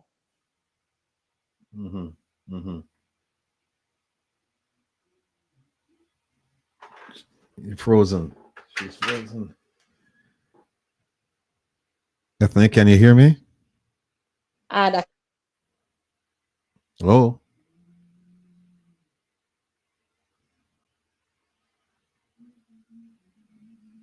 I'm not sure. Ethne, you might have to go out and come. Yeah, I'm here. Are you still hearing? Okay. Yeah. All right. Let me just tell you something. Is that it? You stop right there? Well, I was gonna just share that I started to work on the ground in October, and since then, a lot has been happening. A lot of good things have been happening. I believe the constituency is very diverse. The constituency is probably about 25% inner city, 45% middle class. A middle class that is disenfranchised, a middle class that wanted a particular type of candidate. And we also have a business class or an upper class that probably about 30%. And I fit right in. I fit right in because of my diversity in that I can sit on a corner and hold a reason with a taxi man. You go somewhere else and sit down and drink a cup of soup, or if you need to, you sit down and drink a beer and you have a conversation with people. I am used to walking up and down hillsides and valleys and conversing with market women and business people. So therefore, I have a range. And additionally, in terms of my profile, I also come with a lot of development knowledge and ideas which I would have garnered from my work internationally. And it's been working out. It's been working out very well.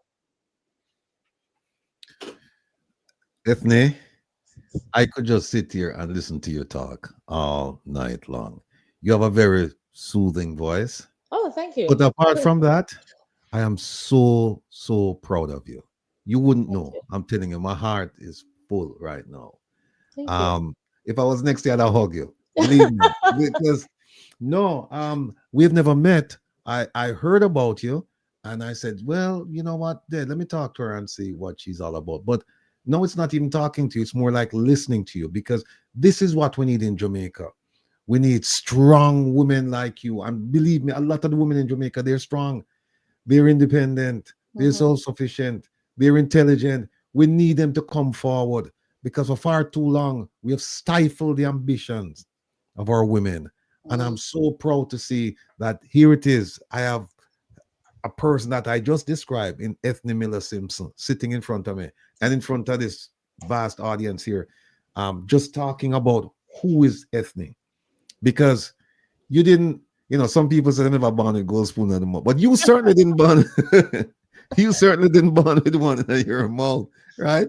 And you didn't acquire. And if you have one, no, we know you didn't acquire two needs where we can't really explain how you came into being with those gold spoons. So I was just looking at your profile, and I see here people. I'm telling you, she's very, very modest. You know what she said? She said she fit right in with her constituency, inner city, middle class, upper, and the rich people. She said she can go up on a corner, drink a soup, drink a beer if necessary, and she can mingle, and she can do it with the best of them because of her experience, and also I think your temperament. And I think you had some good parents who instilled in you some exceptional qualities. So people, let me just give, she won't tell you this, but let me just tell you this. She's a deputy shadow spokesperson on gender. She's a co-chair on the PNP Gender Commission, member of the Science, Technology, Innovation and Entrepreneurship Task Force, member of the Policy and Vision Commission, member of the Diaspora Commission Subcommittee, member of the National Executive Council and the executive of the PNP, fellow of the Fortune U.S. State Department Women's Global Mentoring Program, fellow of Cherie Blair Foundation, the Clinton Global Initiative panelist alongside Luis Alberto Moreno, development of the IADB, U.S. Embassy Alumni Association, CEO Synergy International, CEO Southbridge Works and Northeast Manchester Foundation, evaluation consultant with the IDB, chairman, let me make that chairwoman, Women Entrepreneurships Network of the Caribbean, board member, UTech, board member, Caribbean Women in Trade, Manchester Chamber of Commerce, Small Business Association, certified trainer, educator, lecturer, blah, blah, blah, blah, blah, blah, blah. I am impressed, extremely impressed. And somebody just, one of the things that, let me just make it clear that people, I've asked JLP members to come over to the program because I want to be balanced, right? And some people say comrade, right? No, as most of you, the ones who know me, they know that I left Jamaica before I could even register to vote. I've never voted in a Jamaican election. And my interest in Jamaican politics took flight about 3-4 years ago. And that's it. And so whatever you hear me saying, and it may sound like you know a lot. I'm just a quick study. I'm just trying to catch up, So we've invited JLP members to come over. They've refused. And by default, this has become a PNP program. That's what people say, that PNP. But it's a PNP program by default because they won't come, because they won't come, and because I figure they can't answer questions. So, and we saw that last night, and we saw it last week Saturday. So my producer, she put up the first question, or the first question I'm looking at, and it says, if elected, what's the first thing you'll address? Well, that question is a very valuable question, and we have actually had quite a few consultations across the communities here, and through the conversations, this is not my own idea or my own thoughts, but actually we have 6 pillars around which all the work that we're going to be doing is sort of structured. So the first pillar has to do with a sense of community, safety, that people want, and sense of security. And I want to give a little bit of context to that. So we have 3 divisions. We have the Hughenden division, the Havendale division, and Chancery Hall division. And what we found in the conversations is that pretty much people are saying that Northwest St. Andrew is the place to come home. That is how we want to feel about the constituency. Why? Across the northern belt, which includes 2 or 3 other constituencies, people want to live here because of the kind of quality of life that they want. And that quality of life, first and foremost, is affected by safety and security. So in the conversations, we had a town hall meeting. We spoke to middle class of the constituency, and they said to us, listen, we have 1 police station, which is on one side of the constituency in Constant Spring. Then the other police station is in Duhaney Park. There is a 3rd, which is all the way up the hill by Red Hills. And if something happens on any given day, people don't feel as though there's an urgent response. They don't feel as though there's a presence. So we have put forward the idea of a mobile police post that we would situate in Price Right. Now, when we looked at the numbers, and we also read some articles that were done by the president of the Havendale Association, Citizens Association, in any given week, you would have some break-ins, you have stabbings, you have fights that happen out there, different types of altercations. And we feel that instead of trying to situate the usual brick and mortar type of building, we want to do something that's mobile, so that if we need to move it from community to community, it is far easier, it's cost effective. And combining that now with having police on bicycles riding through, and also kind of making sure that whatever we're implementing fits with the constituency, the kind of lifestyle that people want here. So yes, you can put in the biking trails and have the police do their surveillance, their checks, their patrols, and it's not as intrusive as, having someone coming through with a vehicle. So we presented that. The residents have said yes, they love the idea. And in addition to that, when we think of safety and security, we have some of the health issues, because we do have a large elderly population. So people want to be able to come out and walk. They want to walk to the pharmacy, walk to the supermarket. They want to be able to walk to church, for example. And when we look at that, having the police there in that way would reassure them, making them feel safer. We have helpers who are leaving the same community, because there's a huge elderly population there. Helpers who are going home in the evenings, coming in the mornings, would feel a lot safer.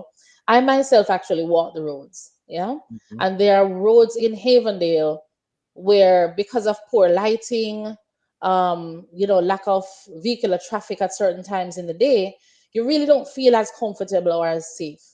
So we are putting this forward and saying that this is one of many, combining technology with this, of course, putting in the cameras, making sure that people are using the different options that are out there for their safety. And we feel that combining this with better sidewalks, as strange as it sounds, we're talking safety and security, and it combines the social now. Putting in the sidewalks, you've heard the People's National Party talk about the sidewalk project and putting in sidewalks. This is a serious pet peeve for me, because when we think of it, the roads are being repaired and everybody will be jumping up and down and saying, yay. But then the debris is dumped on the sidewalk with no care, no thought of the elderly who have to use the sidewalks or the disabled. I remember seeing a visually impaired gentleman almost stumble his way right out into the path of a vehicle in Marvelly, right at the corner of Marvelly, right? Because we have certain situations and social situations that have been created by poverty. Marvelly has a whole bend down plaza right on the sidewalk.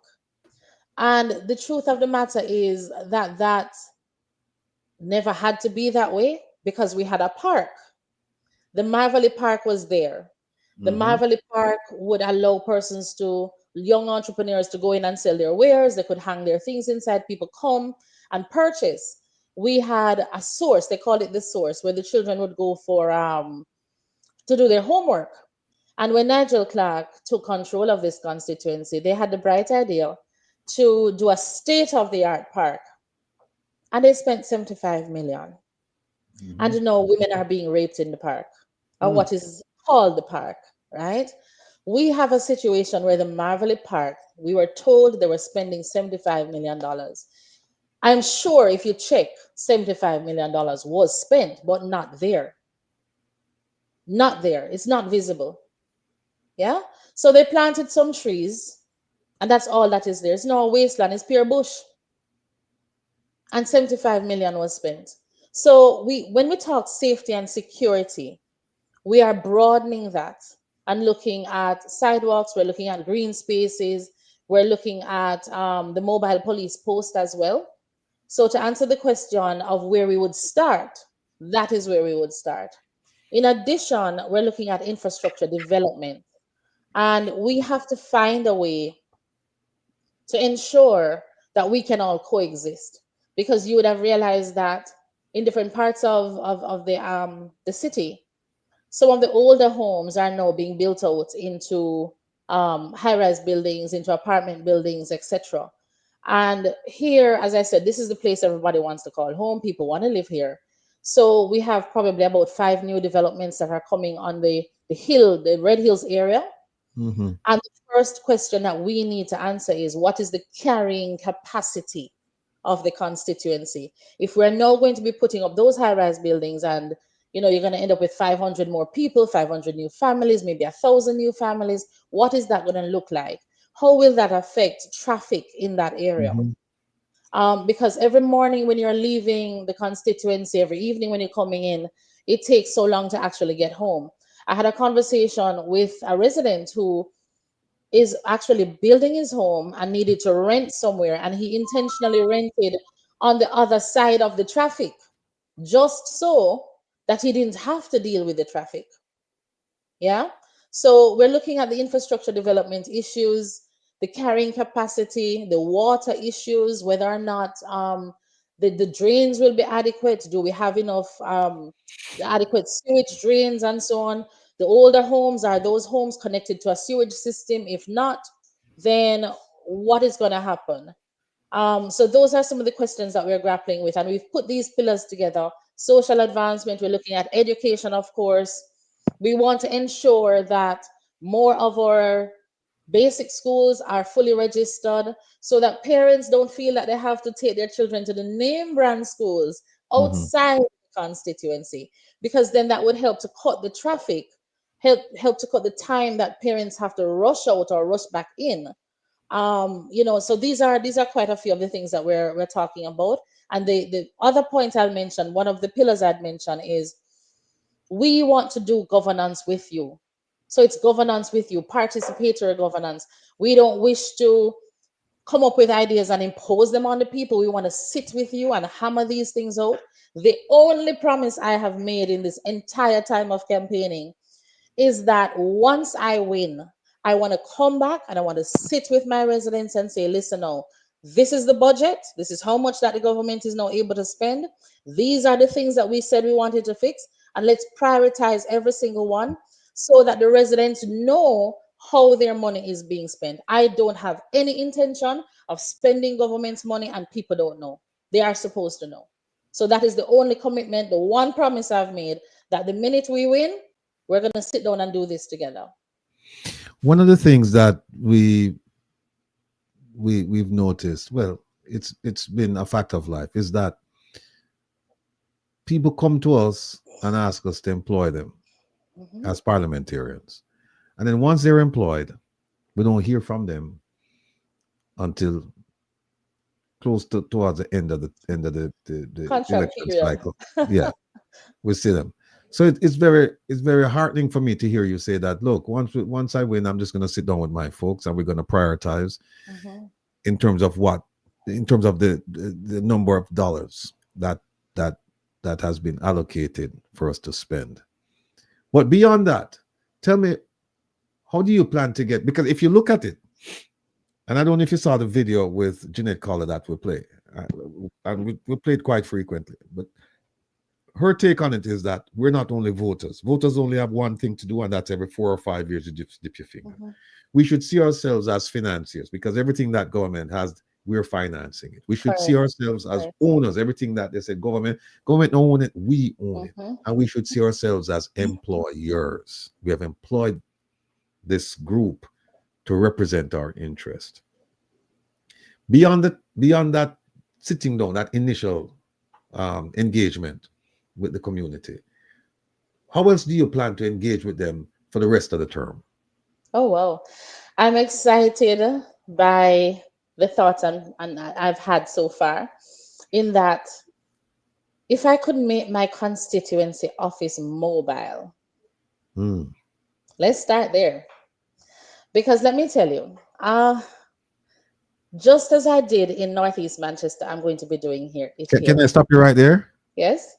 People, you know, see why I'm not for love this woman, yeah? You know, see why I'm not for love this woman, yeah? Because she's a thinker. She's a thinker. There is a problem with having a static location for your constituency office, and then people might say, well, you know, people up this area might say, why is it down there, and why is it you spend on? And you know what she said?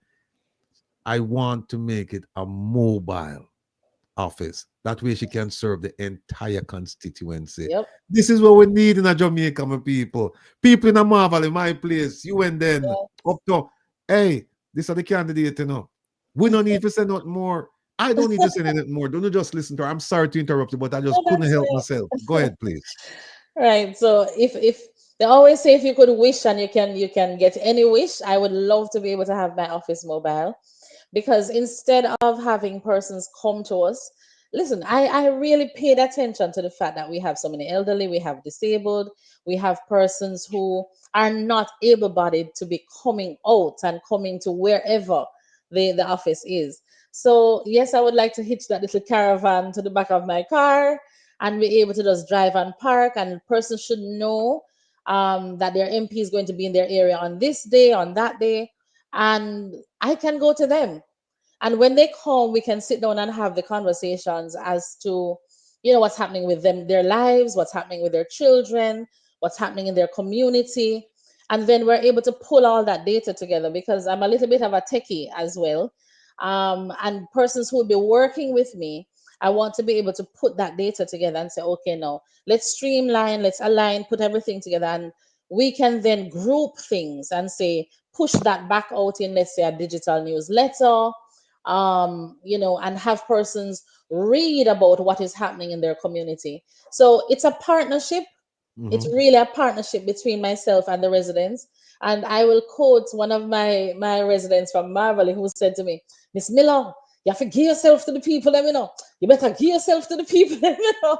Which means that they have to feel that they have a part of me and I have a part of them. That's the best thing. Anybody who is doing social work, which politics is some amount of social work as well, you know. So having this mobile office that persons can say, yes, she's going to be in this area, she's going to be in that area on X day. Then they can come to me. We can talk about entrepreneurship projects. We can talk about health projects. When people complain about a mosquito infestation in an area, I should be able to be there too and be able to say, yes, it's really true because the mosquito didn't bite me. You understand? So we have to, there's a lived experience as a politician that you really need to have. You should not be separate from your people. When they complain about things or when they're happy, when they're joyous and celebrating, you should also be involved. And it's not just going to the football match and seeing the scoring goal or just presenting the trophy at the end. And let me tell you something. This means a lot to me as an educator. I am supposed to set such an example that we start grooming persons who will take my place, because I don't intend to retire in politics necessarily. I will not be a Mike Henry. I will not be a, and you can name the names of the persons who, even oddly, for example, in Manchester.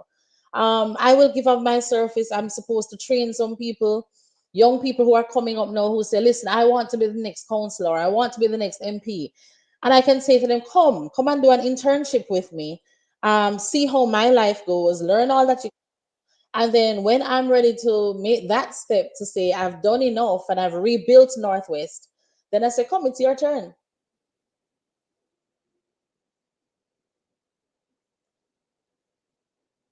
Oh, I'm not hearing you. Oh, wait a minute. Oh. Yes, I hear you now. You can hear me now. Yeah. Yes. No, I'm saying you're speaking my language. And, you know, people, I'm telling you, this is the real deal. Now, she doesn't have a record like some of the established politicians that you can say, well, you promised with this and then you didn't deliver. So you have to take her at her word. And as my mother says, you know, there's something called feelings, you know, energy. And you can feel it through the thing. You can feel that this is an authentic, genuine person. You just know that if she cannot do something that she promises, she's going to come and tell you before and not listen. I promise you this, but here are the impediments to it. And once I remove them, I'll come and I'll assist you. You mentioned about a mobile office, constituency office, and a bunch of people in the, and me, I love my people. They pointed me in this direction. Take a look at this.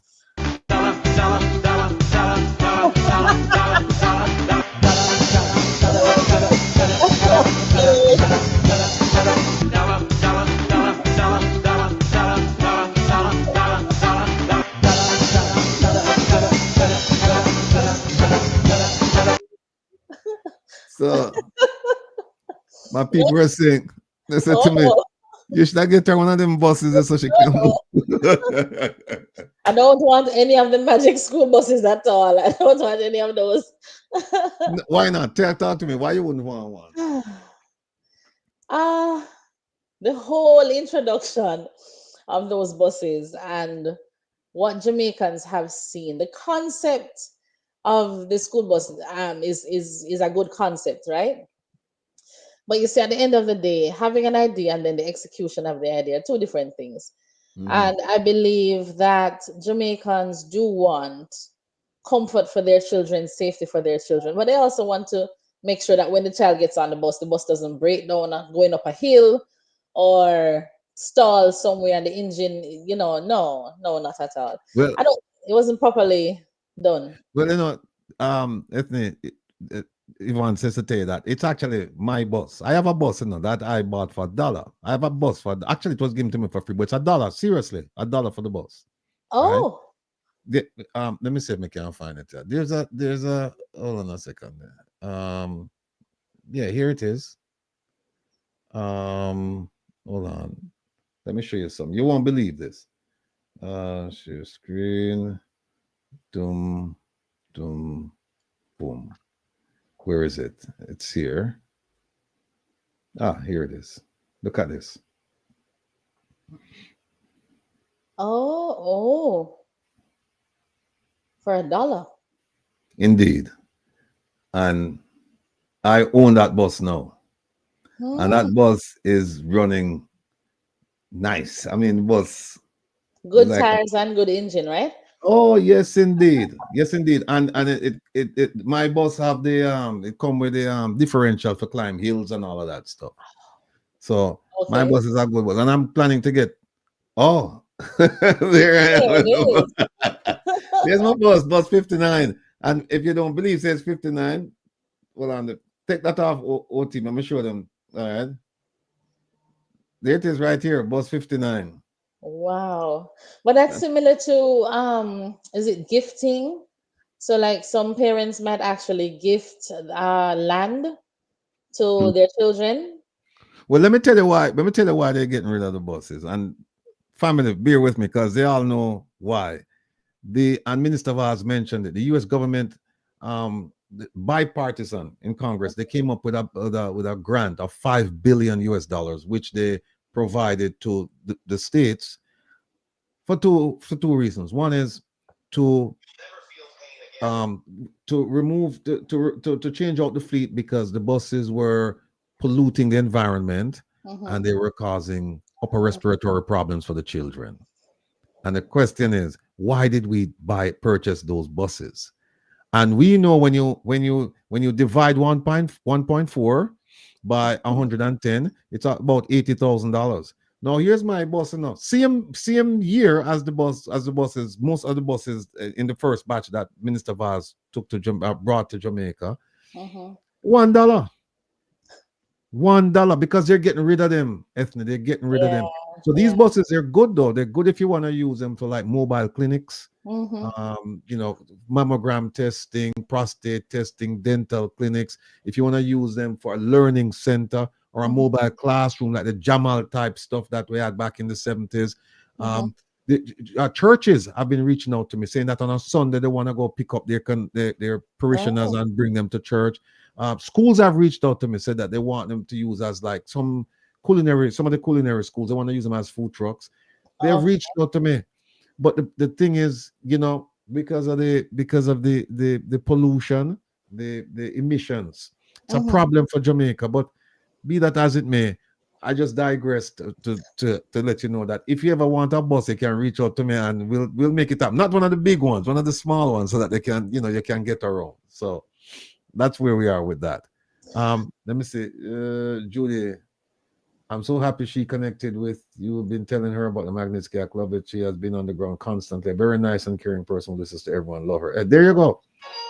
This is the compliment, right? Yes, yes, indeed. Yes, indeed. Here's another one. Pity I'm not in Jamaica. Ethne would definitely get my vote. I've always voted for this dishonest government, but no more. Andrew is the worst thing to have happened to the country. All right. Here's another one. She has a great mind and is loved by the people in the constituency. A lot of people here, they know you. Thank you. Let's now you have won. You're now the MP and now you're in Parliament. What are your priorities in Parliament? Are they the same as are the priorities for your constituency? Because now you're talking about making, you're a lawmaker for the country, but you're representing a patch in the country. How do you reconcile? Are there differences to be reconciled, or do they go hand in hand? They sort of go hand in hand, but the first thing is I don't know what ministry I might end up in. I have no idea. That is the purview of the party leader and the prime minister to decide. I believe that I have a very diverse background, so he may find some skill set that I have that they want to make use of. So that is totally up to Mark Golding to decide. But what I will say is this: that persons over the years, and I've listened to persons talk about this issue, is that, simply put, when many of us choose to run, when we make that decision to run, it is about the constituency. All politics is local, yes, but it's about the constituency. And then when you become a member of Parliament and you're now in Parliament, and suddenly, as you rightly said, it's national issues that you're going to be looking at.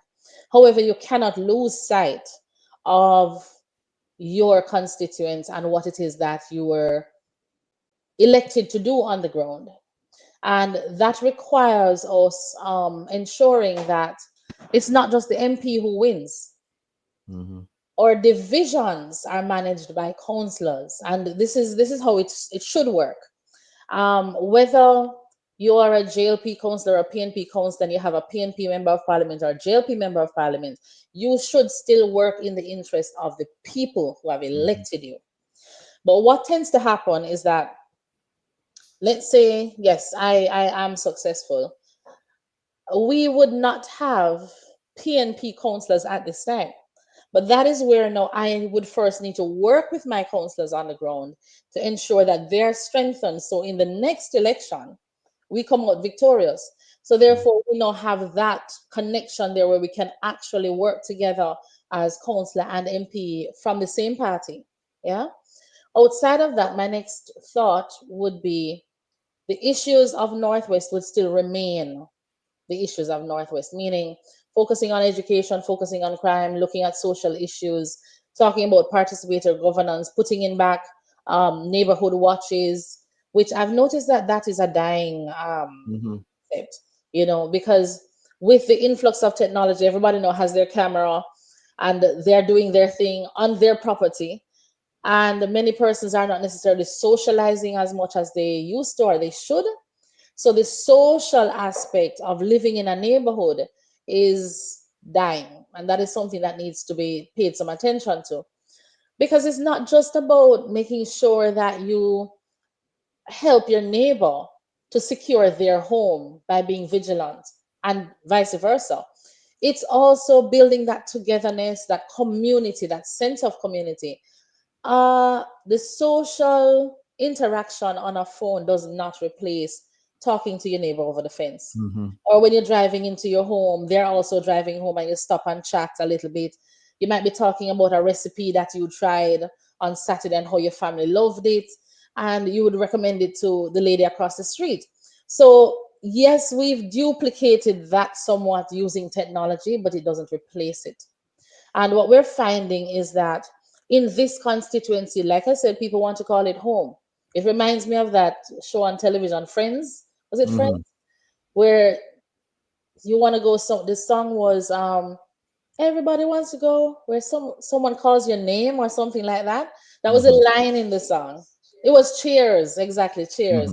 Everybody wants to go somewhere that people, the minute you walk in the door and Norm turned up and I said, Norm is here, Ethne's here, that sort of thing. So it's that same sort of concept that needs to happen, because technology helps, but technology also puts barriers between us. Yeah. The national things that I would have to focus on, like I said, is driven by the ministry I might end up being drafted to.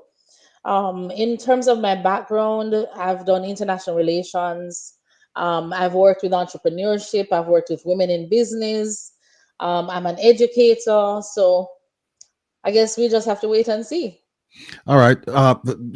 As an educator, and I'm sure you've scouted the schools in your constituency to figure out what exactly they're doing, how the children are progressing or not progressing. What would you do for the children in terms of education? And when I say education, I'm talking about the schoolwork, but also how to get to school and to provide meals for them as well, so that they see school not just only as a place of learning, but also a place of socializing, a place where you as a parent can say, okay, I know my child is being taken care of and the future looks bright. What kind of plans would you have for the schools in your neighborhood? Well, the first thing is, in coming into the constituency, I chose to teach at the Pembroke High School. And I did that from October to December last year. When the politicking started heating up, I said, well, I made a personal choice and I decided I had to focus on the politics in order to get me this far. What I can share is that headline that came out that shocked Jamaica, the story about Pembroke and the issues with the children and so on, is not unique to Pembroke Hall. It's not one school that has this issue. And I've done my own checks, and many of the issues sort of come back to the point of entry into the high school.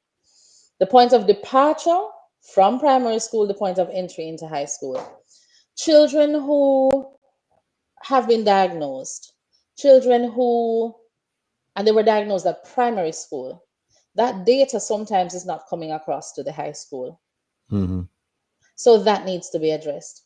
The schools also need laptops. The teachers need to be properly trained to work with children with special needs. And I can go back to the days of my training. In as we did reading, phonics, we worked with kids. Well, I did psychology as well, so that was a plus for me. I was able to identify children who had particular needs. That was because I had that interest, right? But teaching now requires a whole lot more, right?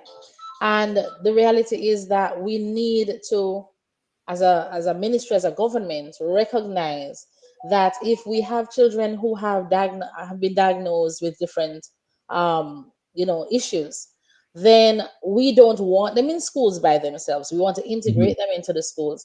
I taught classes where children were in wheelchairs. And let me tell you, those kids, their classmates would just pick up those children and just move them. They didn't even ask anybody any question. They just lifted them and carried them around the place, from class to class as needed. But you also had ramps which are on the ground floor. What happens now when a child needs to go upstairs to use a computer lab that is on the first floor or the second floor? Mm-hmm. That is a question that needs to be answered. None of our schools have escalators and elevators. So I think we're doing a sort of a transition at this point where we now need to maybe change up how the school is built, making sure that you have a form that is on the ground floor for all the forms. So a first form class, a second, third, right up, that is on the ground floor. And not have, I think most schools tend to put like their third, their grade 9 to grade 11 upstairs. So the first floor is for the first formers or the second formers. But as the kids get older, they end up on the top floors. Mm-hmm. The issue of access has to be looked at. Yeah. Another thing that I would address where education is concerned, apart from the diagnostics, the teacher training, looking at the plant, as I just mentioned, the physical infrastructure at the school. I want to go back to something that's a little bit more simple, even though it's not. And that is, we really need to help children to fall in love with education. Many of us as kids, we were in love with reading from a very early age. I remember I used to hide under my bed with my Babsy twins and Nancy Drew. I would read books that my brother had finished reading. I have an older brother. And I fell in love with the Matt Bolan series and the Terminator, even though I was a girl, right? And I fell in love with reading at a very early age. So to hear a discussion in the media that they're putting reading back into the curriculum, let me tell you something. That one took us by surprise, many of us, right? Because reading could never have been taken out of the curriculum. Ever, ever, ever. Right? And also too, many of us learn to read at church. I will tell you this story. My father made sure that all of us used to read, volunteer to read one of the lessons. First of all, you had to be at church early, right? And we got to the point where we hated going early because Daddy would always make sure that we were there to volunteer to read. But I can tell you this, over time, you realize that you were able to read and read well. And it gave you a certain amount of confidence that later on in life, you realize what your parents what they were really trying to do. So let me say this. Governance and the business of the people is not a piecemeal thing. It's not like you just chop up bits and pieces and put it together and say this is government, right? It's really sitting down and looking at crafting the way forward for 3 million people, which will at some point in time become 4 and 5 and 6 million people, and saying, this is the path I'd like us to take as a people. So that love of reading, that love of, well, English or even patois, right? Making sure that our children want to learn. They're excited to learn. I see somebody here saying that civics needs to be introduced back in school. Yes, civics is introduced back in school, but I don't really think people see the value of it. I've had numerous conversations recently where I'm standing talking to an adult and I asked them, I said, tell me something. Who is your MP or who is your councillor? And people have no clue and they have no interest. They have no clue and they have no interest. So it's a lot of stuff that we really need to sit and dissect. And you can't blame people for not having an interest when you have not set a good example.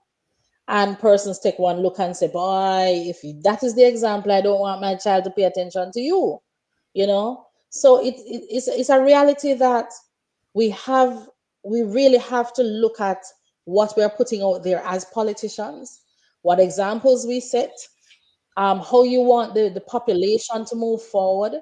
And where education is concerned, getting children to fall in love with reading, fall in love with socializing, and going to school and wanting to share time with their friends. Yeah, we had the Harlequin romances that our mothers never wanted us to read. And I remember the time when those magazines came out and they were like little love stories with the cartoons. And mommy was like, no, you're not going to be reading that. And she had some Mills and Boone and Harlequin romances that she would hide in her room. And when I got to a certain age, she said to me, yes, you're old enough now. Yes, you can read these. You know, so I think we really have to take a long, hard look at parenting and education and the social aspects of what makes up government. And that is one of the things that I do believe has endeared me to the People's National Party, that this is the party that does more of that kind of work. And I want to be aligned with that. I tell you, like I said, I could just sit here all night long and just listen to you talk about any subject because you have such a soothing voice. But not only that, you have so much logic and reasoning and you know, a very convincing argument you've made for everything I've listened to so far. I don't know how much time you have left, but what I'd like to do is to give you the floor and just say, talk to your people, talk to us what you anticipate, what you hope for, your aspirations, and the support you're looking for. Well, in talking to the people of Northwest and the people of Jamaica, I would be asking them to bet on themselves, bet on someone who has their back, bet on a future that you want with an MP that is accessible, an MP that has your interest at heart, an MP who will bring new ideas to the table. So yes, we do have a new vision, as our tagline says. It's about a new vision, and it's also about a better way of life. I would want my people of Northwest St. Andrew to fall in love with where they live, enjoy where you live, and if they don't enjoy, let's work and fix them together. So yes, we need to fix the roads. Yes, we do need to ensure that when it rains, there are adequate drains that can carry the water off the road. When it rains, I don't want a situation where some people garden get watered uptown and then downtown a flood out, right? Which does happen in parts of the constituency where there is flooding. I want my people of Northwest St. Andrew to want to enjoy life. So yes, we need entertainment. Yes, we need an entertainment zone or two. And we need creative districts, which is why we're partnering now with the Bunny Lee Museum and Recording Studio, tying in entertainment in creating that sort of district and making sure that you can also survive. You can also get into entrepreneurship. So that particular model that we want to implement in Brook Valley, where young people want to learn how to cut a tune, make music, but in learning to put notes together to create the music, I want you to also be able to earn from your music. And that way, in partnering with the Bonnie Lee Museum, we might even do an internship, where you get a chance to work with this studio, work in music for a period of time, shape and hone your skills. And then they can also teach you how to earn from your talent. Yeah. When we do this creative district, we want the lady who is doing the drops down the road or the gizzard, we can teach her how to white label in partnership with the museum. And when the tourists come, which they will, and they have started doing, and the children who come to learn about how the music is made and how the history of music, really has created this space for them. I want you to be able to earn from that. Yeah. Because entrepreneurship is a big part of the future.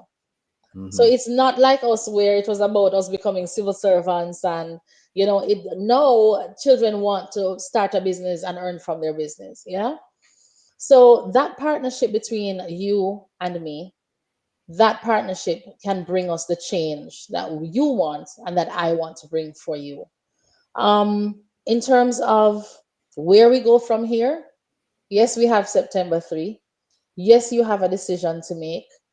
Yes, you have to assess whether or not the person who is running in this race, the other person who is running in this race, has put forward enough for you to feel comfortable to move forward with them. Or is it a case where, because of the lack of performance, because of the lack of access, because of the disconnect, you are now going to entrust me with your vote? So on September 3, that's the choice you need to make. And I will stand with you as you make that choice. And once we win, we're holding hands together and rebuilding Northwest St. Andrew. Well said, well said, well said. Look, Miss Ethne Miller Simpson, it's been a pleasure having you here. I'm completely enthralled. It's a difficult thing, but you made it quite easy. And so I wish you all the best. And we know you're going to win. So we expect you back here after you meet with your constituents. After the first and the fourth, you say you're going to meet with them. Yes. So shortly thereafter, we expect to have you back. And yes. Godspeed, all the best. Take care of yourself. Thank you so much and have a great night. Same to you. Be well. Bye-bye. Bye-bye.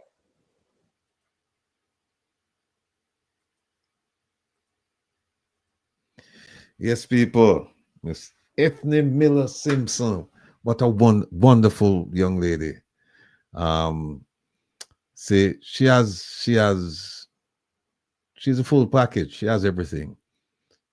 She has a heart, she has a mind, she has a soul, she has a spirit. She can think on her feet, and she's just a caring person. And you feel it. I'm sure all of you felt it, So we wish her all the best, and we look forward to having her again really, really, really, really soon. All right. OT, we don't want to go to the buses yet, because let me just go to the one with the gentleman. Which one is it? Is it this? Oh yeah, at the stage. All right. Let me see something. I want to talk to you about the Prime Minister now. Want to talk to you about his issues with the Integrity Commission.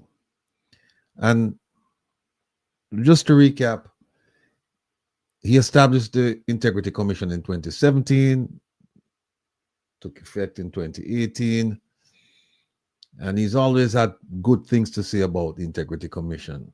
Then in 2021, his 2021 statutory declaration became an issue. Actually, the 2019 and the 2020, they were issues. And then the Integrity Commission said, but we've been having some issues with the statutory declarations going many years back, since 1998, when he first came to Parliament. And 2021 was a watershed moment. It's a time when they were asking some serious questions about source of income. source of wealth. And according to the Integrity Commission, the Prime Minister did not provide the sort of cooperation they needed in order to finalize his statutory declarations and certify or not certify the 2021. And he hasn't had a statutory declaration certified since 2020. So then they ended up in court. And when he got to court, instead of arguing jurisdiction to say, Judge, what they did was outside the scope of their responsibilities. He did make that argument, by the way, but then he went beyond and started arguing facts, saying they did this to me and I did that and they did this and they did. And once you open that door, you've lost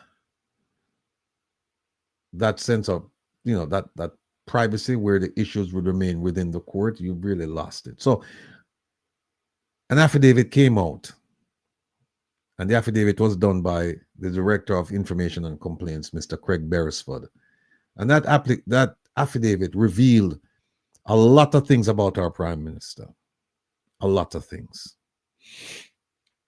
It revealed his business involvement. It revealed his business contacts. It revealed bank accounts, investments. It revealed a lot of things that heretofore we did not know about our Prime Minister. And it only came to our attention because he went to court and he over-argued, so to speak. When I say he, through his attorneys. And so this document, we have it. As I went through the document, I noticed that the Prime Minister had some significant contacts in Jamaica, some significant players, people that you would say, yeah,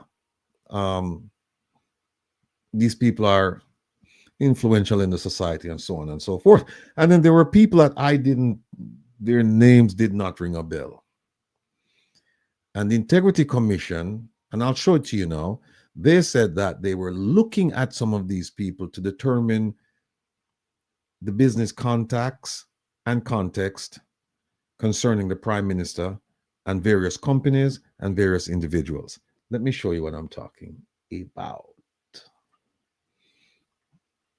Which one is it? Page 35. Hold on. Let me start with this one. Oh, Opa, we have to make this bigger. Hold on. Ooh. Yeah, can we make this bigger? This one.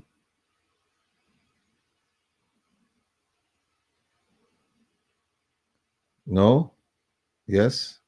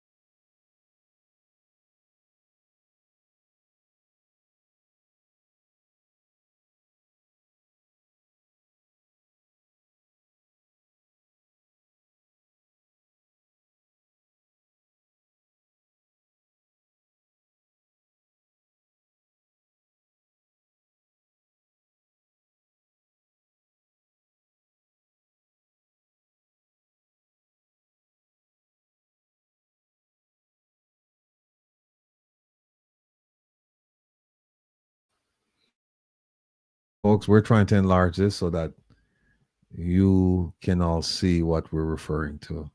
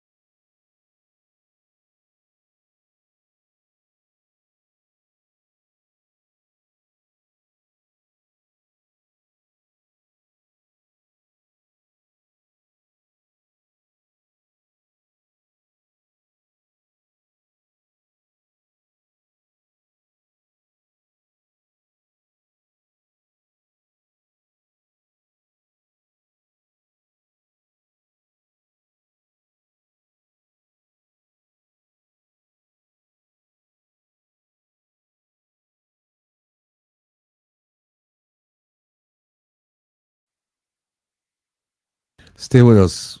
Yes, stay with us. We're trying to figure out how to enlarge this IC report because I think you're going to find this quite interesting.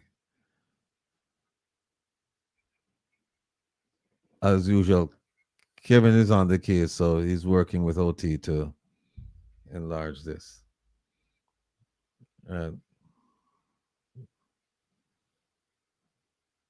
Okay.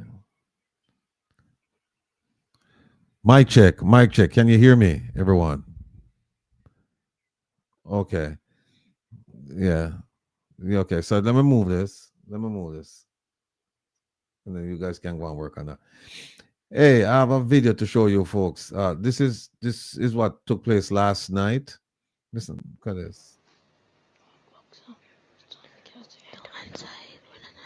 I do not know it.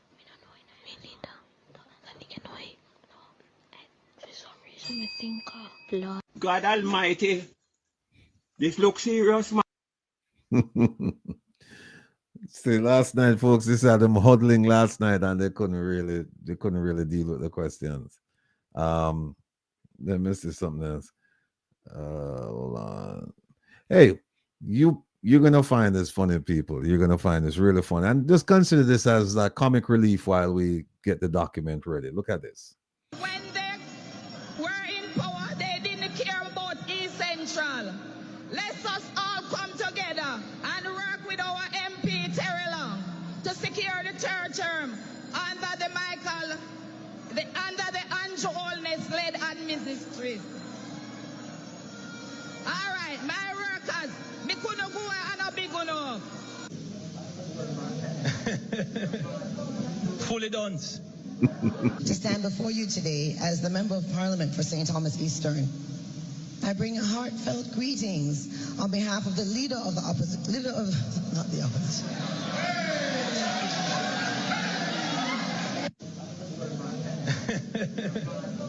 Fully done.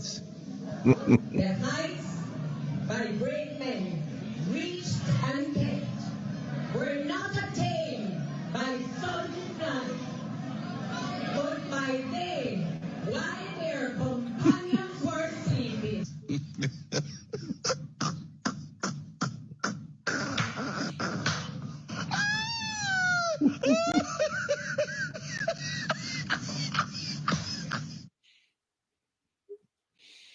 You can't make this up, people. Those words were actually uttered. So let me remove this.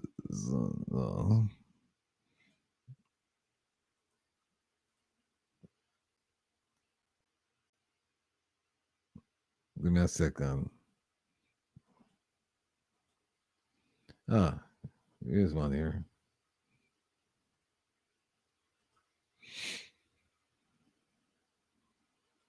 This Andrew Holness rescued the country from. Listen where Andrew Holness rescued the country from. Surpassed the target set by the International Monetary Fund, IMF, for both the primary balance and the net international reserves for the quarter ending September 30, 2015.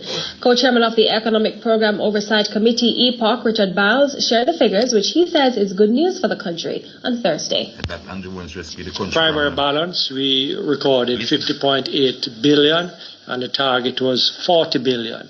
So we exceeded that quite handsomely.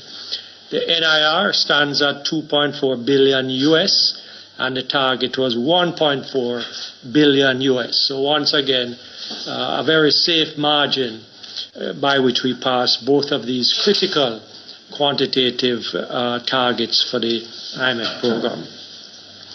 Revenue generally is on target, in fact, very slightly ahead of target, 0.5 billion. So not much ahead, but just a little bit. And revenue is way ahead of last year by 25 billion or 13%. Mr. Bowles adds that tax collections are ahead of target, which may be the first time it has surpassed target since the program begun. Tax collections exceeded the country's target by 2.6%, which translates to about $5 billion.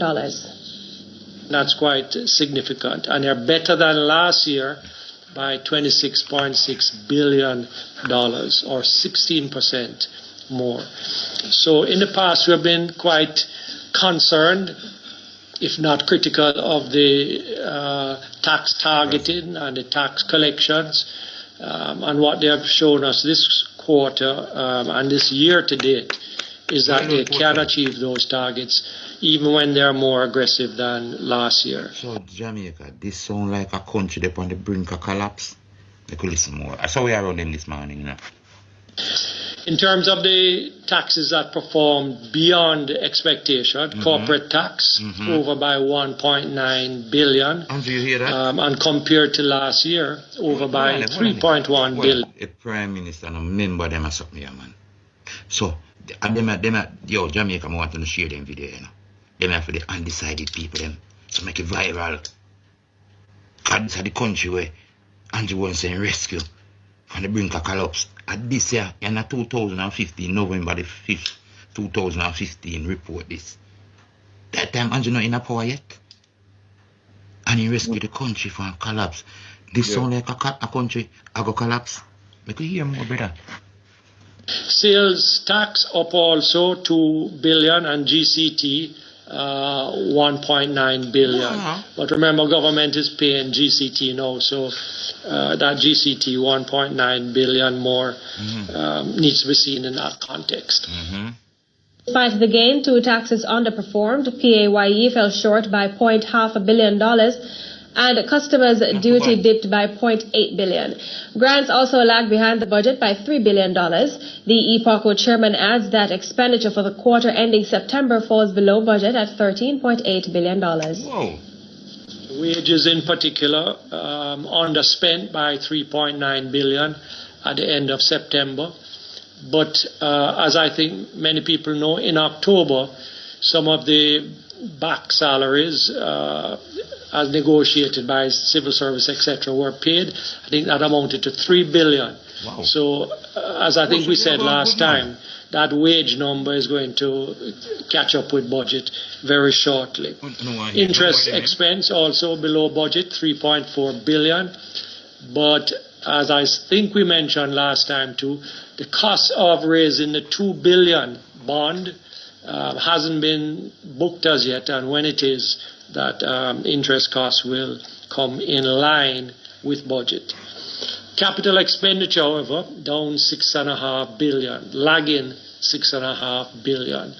And I'm told this has to do with just the inability of government to get those projects. Copy this. Well thinking Jamaicans, undecided.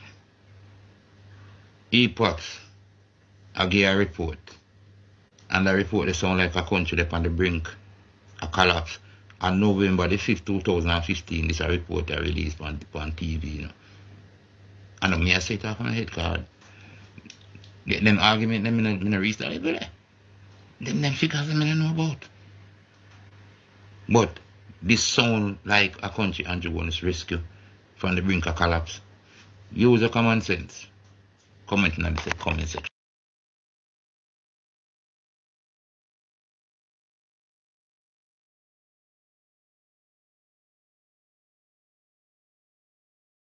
To work for anything that I have had. I have said it before and I will say it again. I don't know what a gold spoon looks like. It has never been in my mouth. So, Comrade Golden, when I hear Andrew, I say I'm never born with gold spoon in my mouth. That does not mean you should steal it. I have no inheritance or any endowment or any trust fund anywhere. That does not mean you should steal it.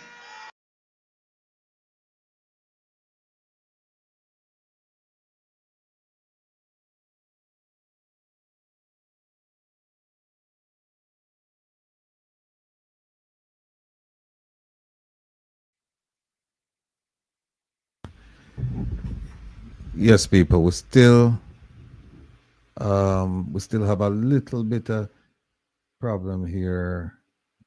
Let me see this. Oh, Andrew's memoir. Okay.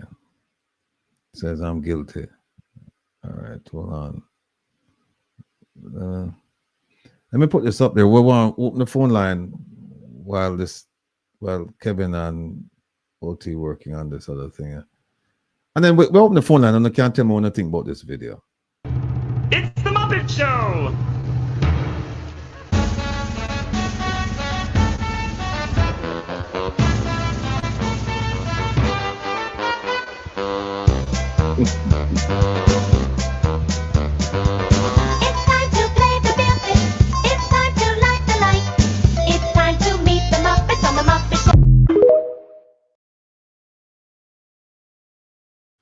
There's much more to that video, but let's play it again.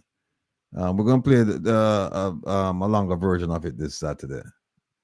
But here we go. It's the Muppet Show!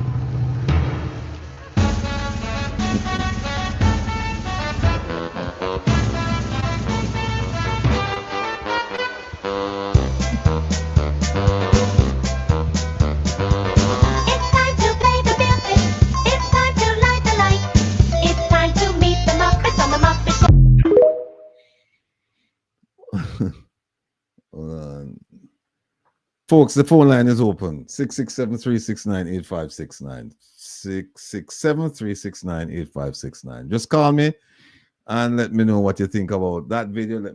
Tell me what you think about the rural school bus program. Let me know what you think about the debates. Anything you want to talk about, just let me know.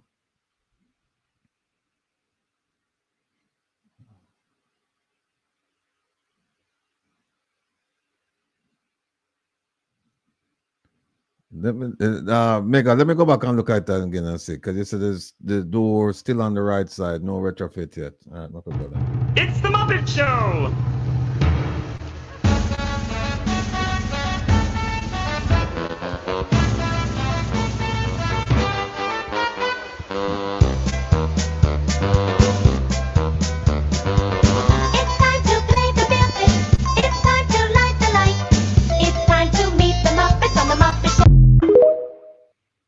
Yeah, megawatt. The door, yeah, them seal up the door upon the right side. Because remember, the driver sits on the left, and then the door across from the driver is where the students will enter. So they close that, and now they put the door behind the driver, which I don't know what else.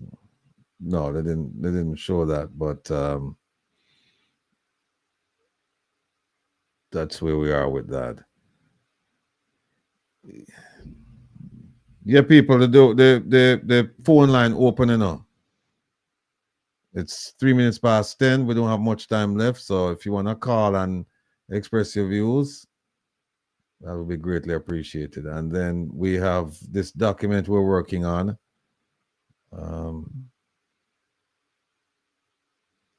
Christopher Lawrence, thank you.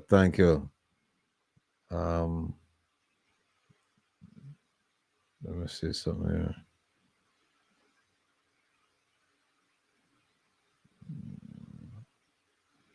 Let me see.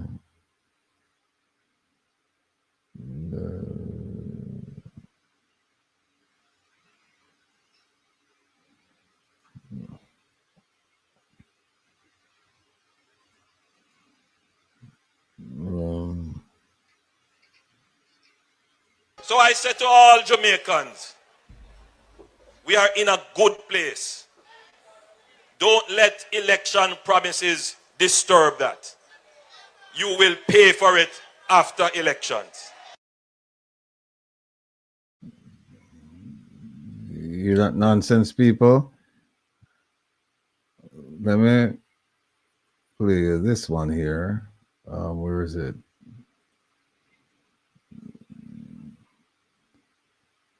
Election fever is in the air. Hold on a second. Caller, good night. Welcome to Reasons Rattigan. Where are you calling from? Hello? Hello? Hello? Yes. Where are you calling from?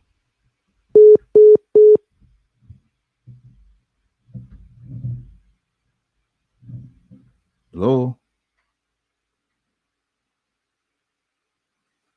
About a big man who died and went to the other side. On that day, God Caller, had welcome to decreed that. Reasons Rattigan. Where are you calling from? Hello? No, something is wrong here, man.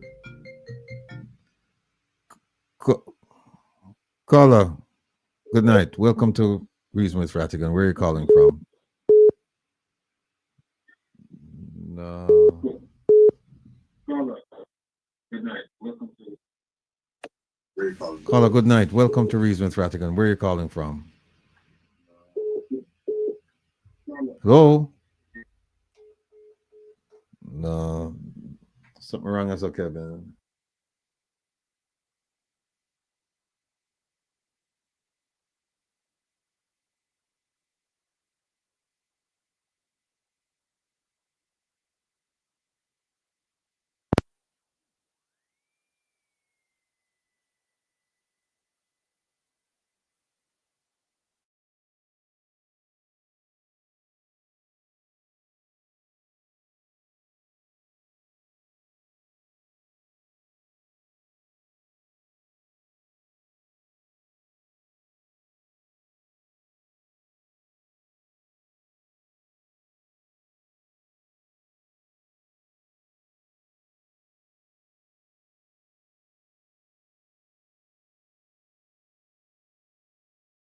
Whoever arrives must choose where to go, whether heaven or hell. So this man was excited. He demanded to visit hell first. And he got into something which looked like a lift, and he went down to hell. When the doors opened, things were glorious. The devil had good no night. Welcome tail, to Come Reasons the devil Rattigan. had no horn.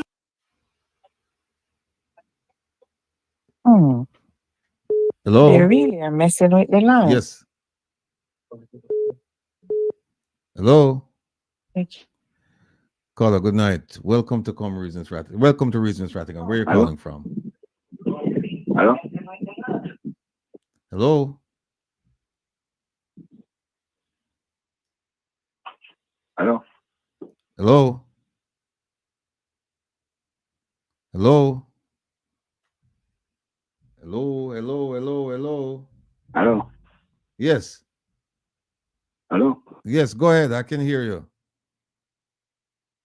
Hello? No, man. Something wrong. That's all. Caller? Yes. Good night. Can you hear me?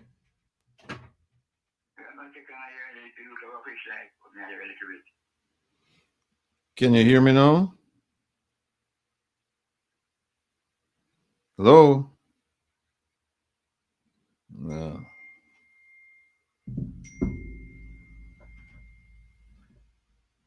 Something wrong. I'm on.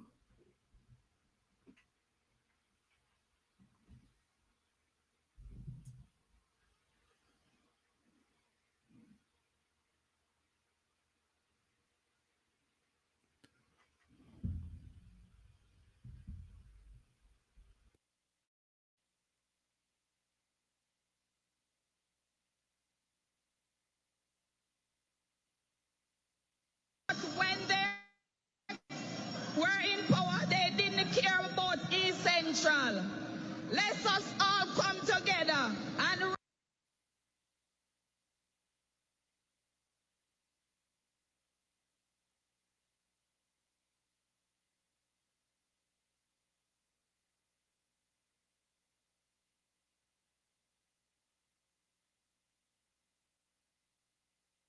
with our MP Terry Long to secure the third term under the Andrew Holness led administration. All right, my workers, me couldn't go and a big enough.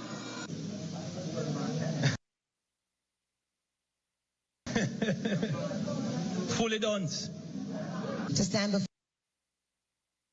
before you today as the Member of Parliament for St. Thomas Eastern, I bring heartfelt greetings on behalf of the leader of the opposition, not the opposition.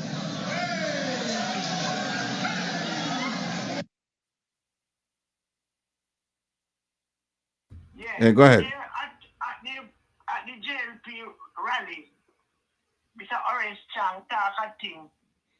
Are you hearing me? Yeah, I'm hearing you loud and clear. Yeah, man. I think about a man take up a little thing and make a money in Miami that means drugs. And Mark Golding was the one that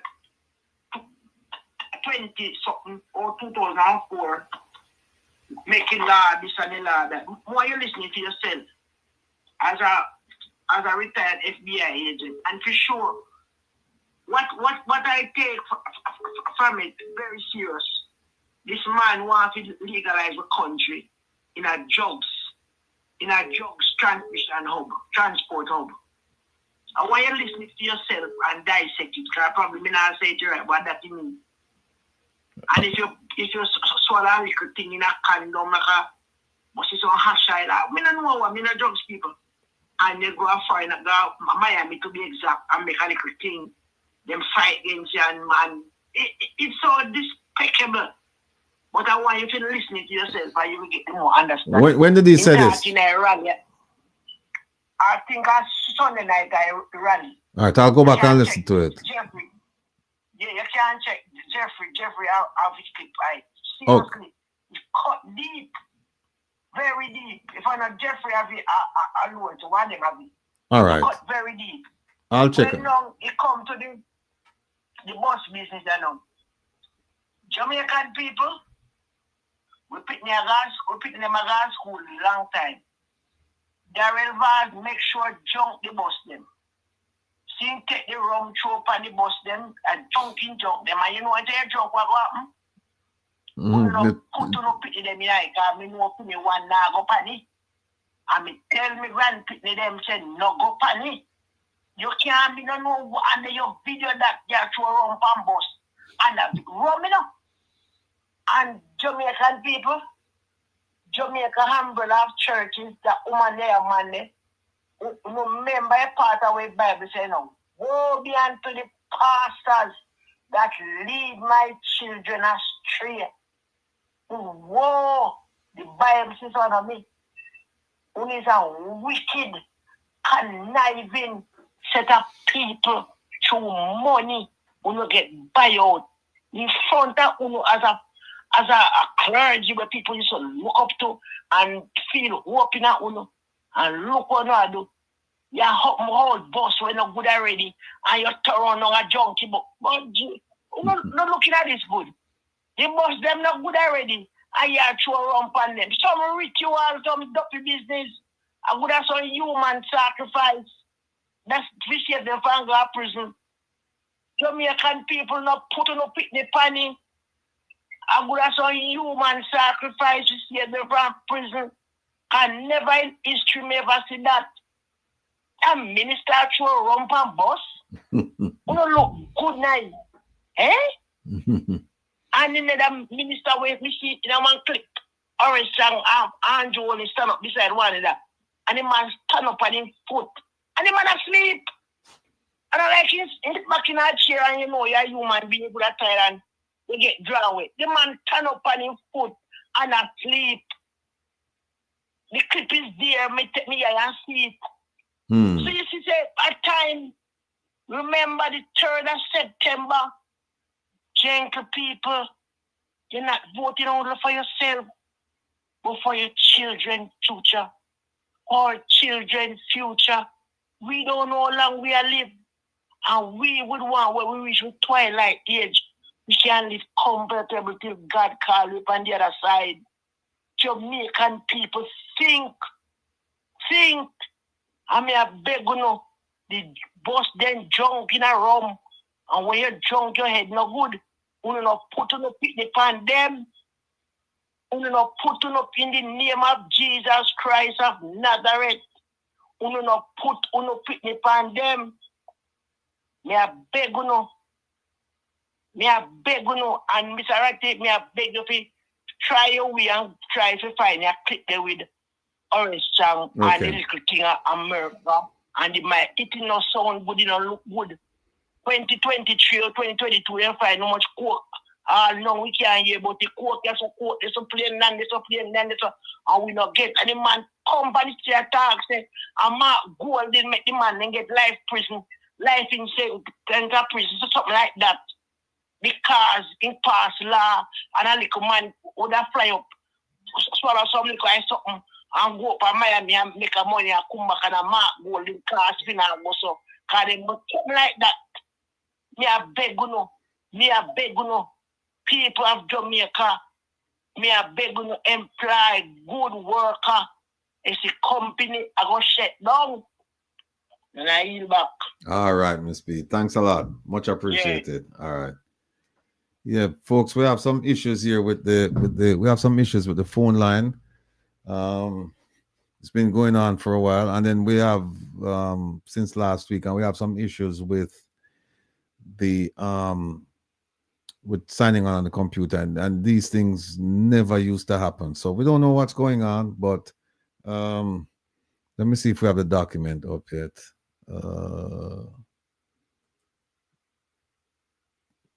Opal, can we enlarge it or no? No? All right, let me move it.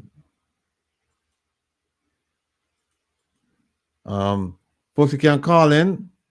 I'll just have to do a manual. I'll just have to do it manually because it's not working electronically. I don't know what's going on with the line, but I was about to say them no want to call and talk, so we'll see what's going on. But the line is still open, 667-369-8569, 667-369-8569.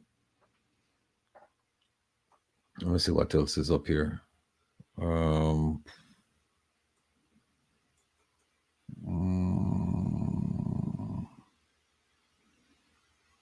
Bear with me, people.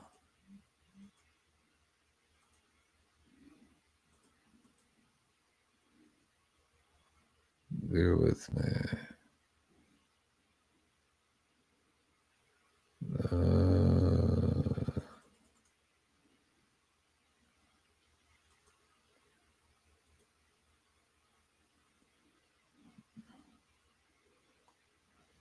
We have a whole bunch of videos here we can play with Mr. Vaz, but there's one document here that I really want to show you, and we just can't get it up.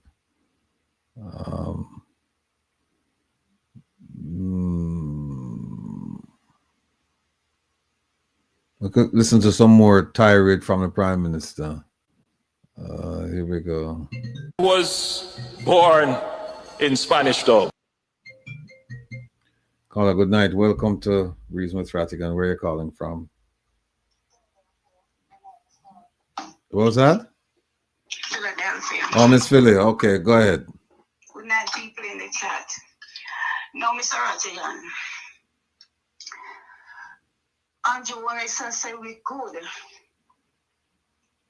if that's the good Andrew only is talking about, I don't want to see the body.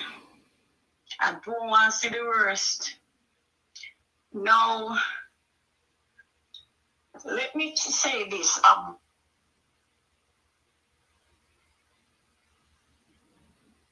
Hello?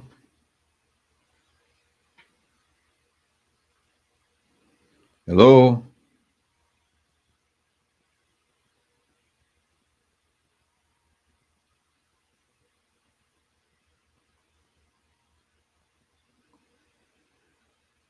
Hello, hello? Hello? Hello? Folks, I don't know if there's something going on here.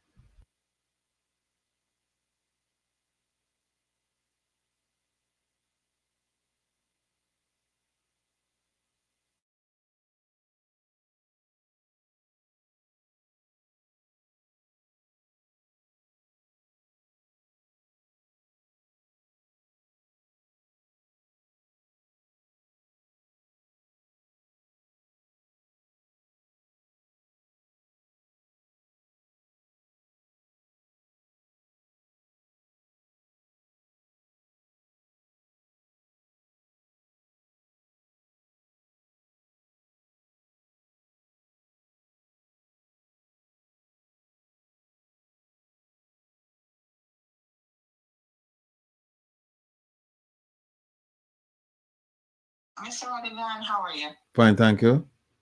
Okay, very well. Okay, I'm just curious about why someone used the rum to put on their head. That's the reason for doing that? Well, I know when you're sick, them used to say, my mother used to put the rum and say, she'll put it on your mole. But that's when you're sick.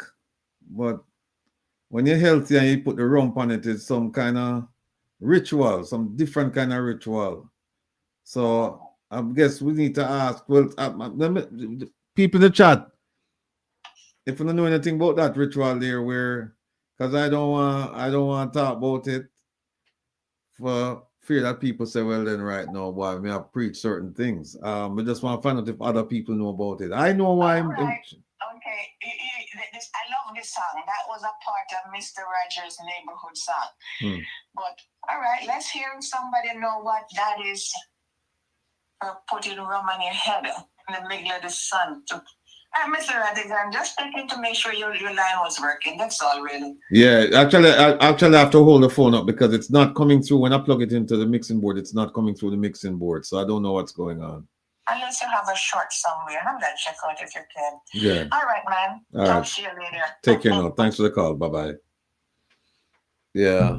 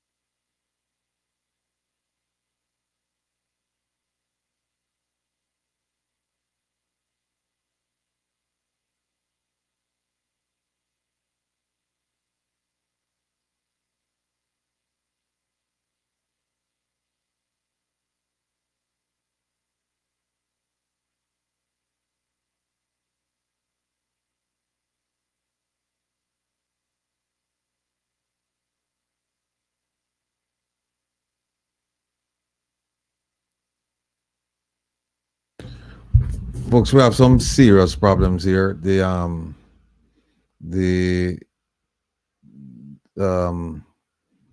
phone line is not working, and in addition to which, the document that we're trying to put up, I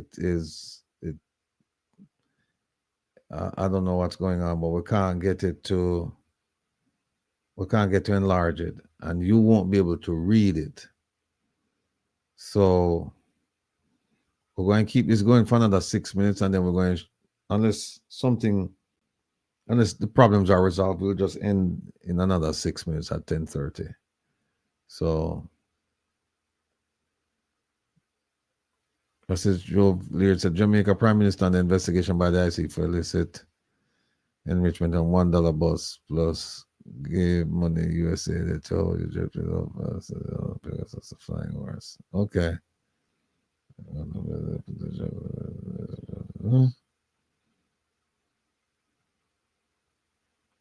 Yes, Anjak, big up yourself.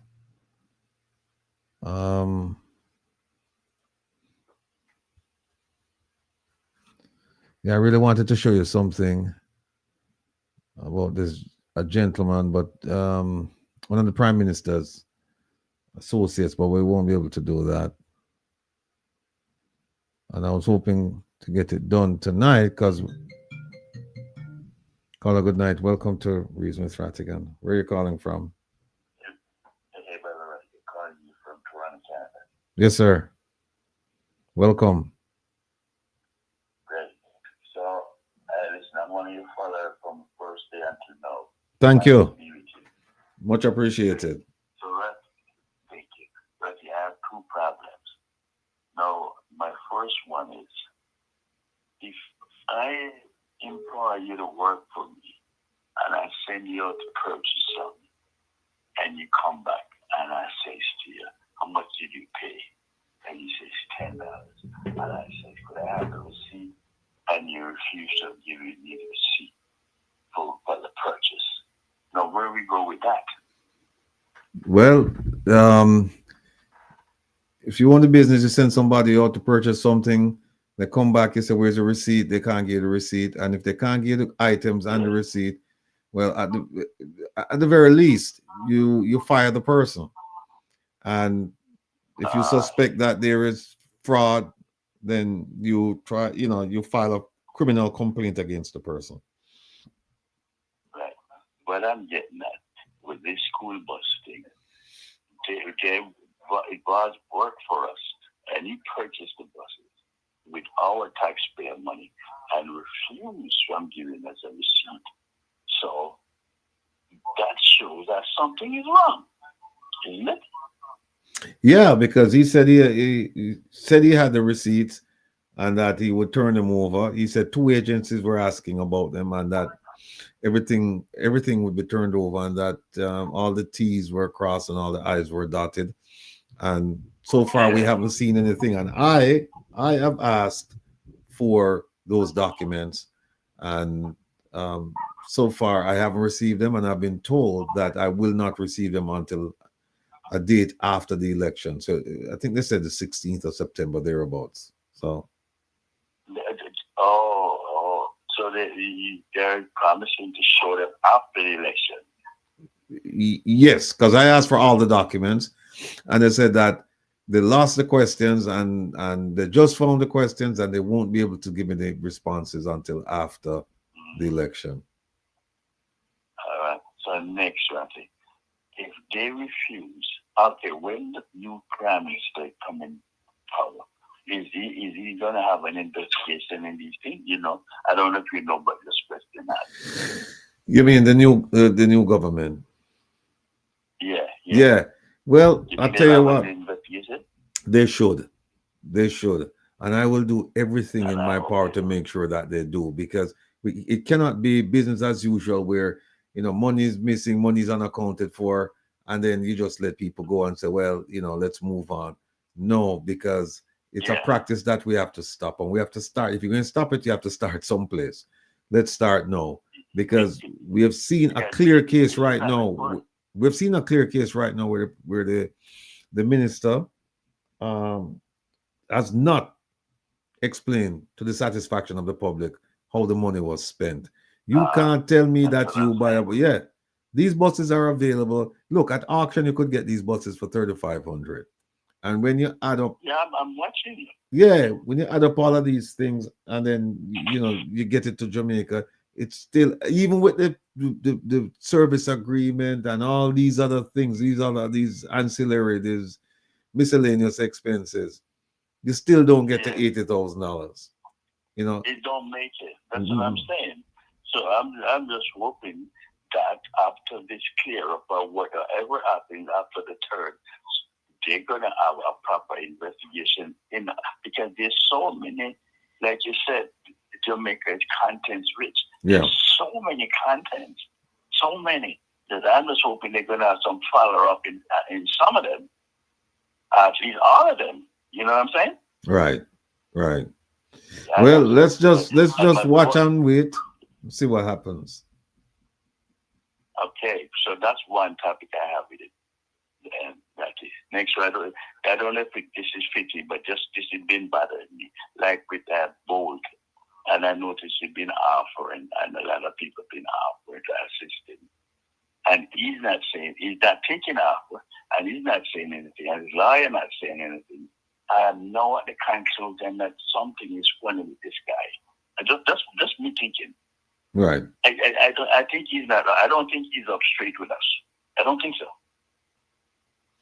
That's just my opinion. You know what I'm saying, right? Right. Yeah, and people are curious as to why he didn't. Yeah, no, go ahead, please. No, what I'm saying, right? Because if somebody offer, I've been watching you for years now, and I think you have a vast amount of knowledge. And if you are, and other people ask to help me, and they don't want to give me my things that help me, I think I'll jump on whatever assistance I can get. Right. And he refuses from taking any assistance and not saying anything, and his lawyer not saying anything. So, I think this guy already straightened up this thing and not saying nothing. That's just my opinion, right? I could go wrong. Yeah, they just said something the other day that I think a couple of days ago that they're going to give him some money, but it's going to be pennies on the dollar. It's not. He's not going to get back. Most of his money is gone. Yeah. It's gone. I think it's gone. But they also made him. Yeah, Remember, they I also made him. What was it, tourism ambassador or something like that? You know what I know, man. Right. That's just a camouflage, man. Yeah, he's already representing Jamaican sport. Okay? Everybody in the world knows it. Right. He's already representing. Right. There's none of represent, not ready.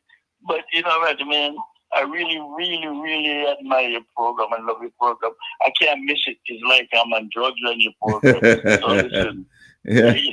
I keep watching it. Right now I'm watching it. I keep watching it. So do the good work, and I'll be in touch. All right. Thanks a lot. Much appreciated.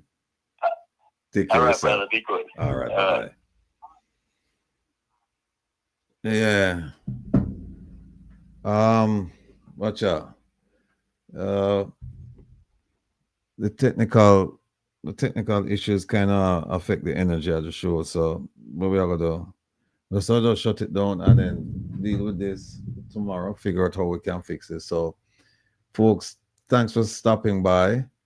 We're gonna run now, and of course, you know, we have to end with this.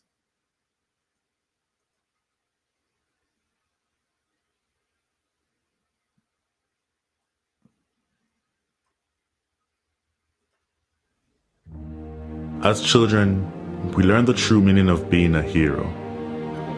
Being a hero requires great sacrifice for others, not just ourselves. We learned about the heroes of Jamaica's past and how much of themselves and their lives they had to give in building a nation we should be proud to call home. They believed in a Jamaica that was more than just a country, more than just an island, more than land surrounded by water. They believed in a dream of a free nation of people, a nation built on the foundation of their sacrifices, a nation of many people working as one, a nation that would continue to produce legends and nation builders that serve towards that vision. As children, we were also taught the national pledge, a solemn promise, an undertaking. I would like to believe Sir Hugh Sherlock, while writing this pledge, understood the vision and dreams of our heroes. It's clear being a hero is too much to ever ask any one citizen. Luckily, the pledge does not require heroics of any of us. It merely asks that we honor our heroes by striving to advance our nation and ultimately inspire the world, like they and many Jamaicans have done. It's important we remember those words. These words.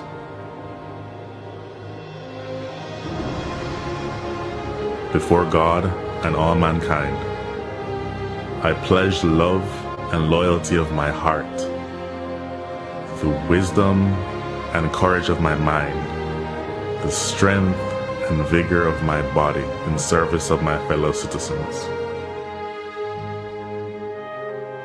I promise to stand up for justice, brotherhood, and peace, to work diligently and creatively, to think generously and honestly, so that Jamaica may, under God, increase in beauty, fellowship, and prosperity, and play her part in advancing the welfare of the whole human race.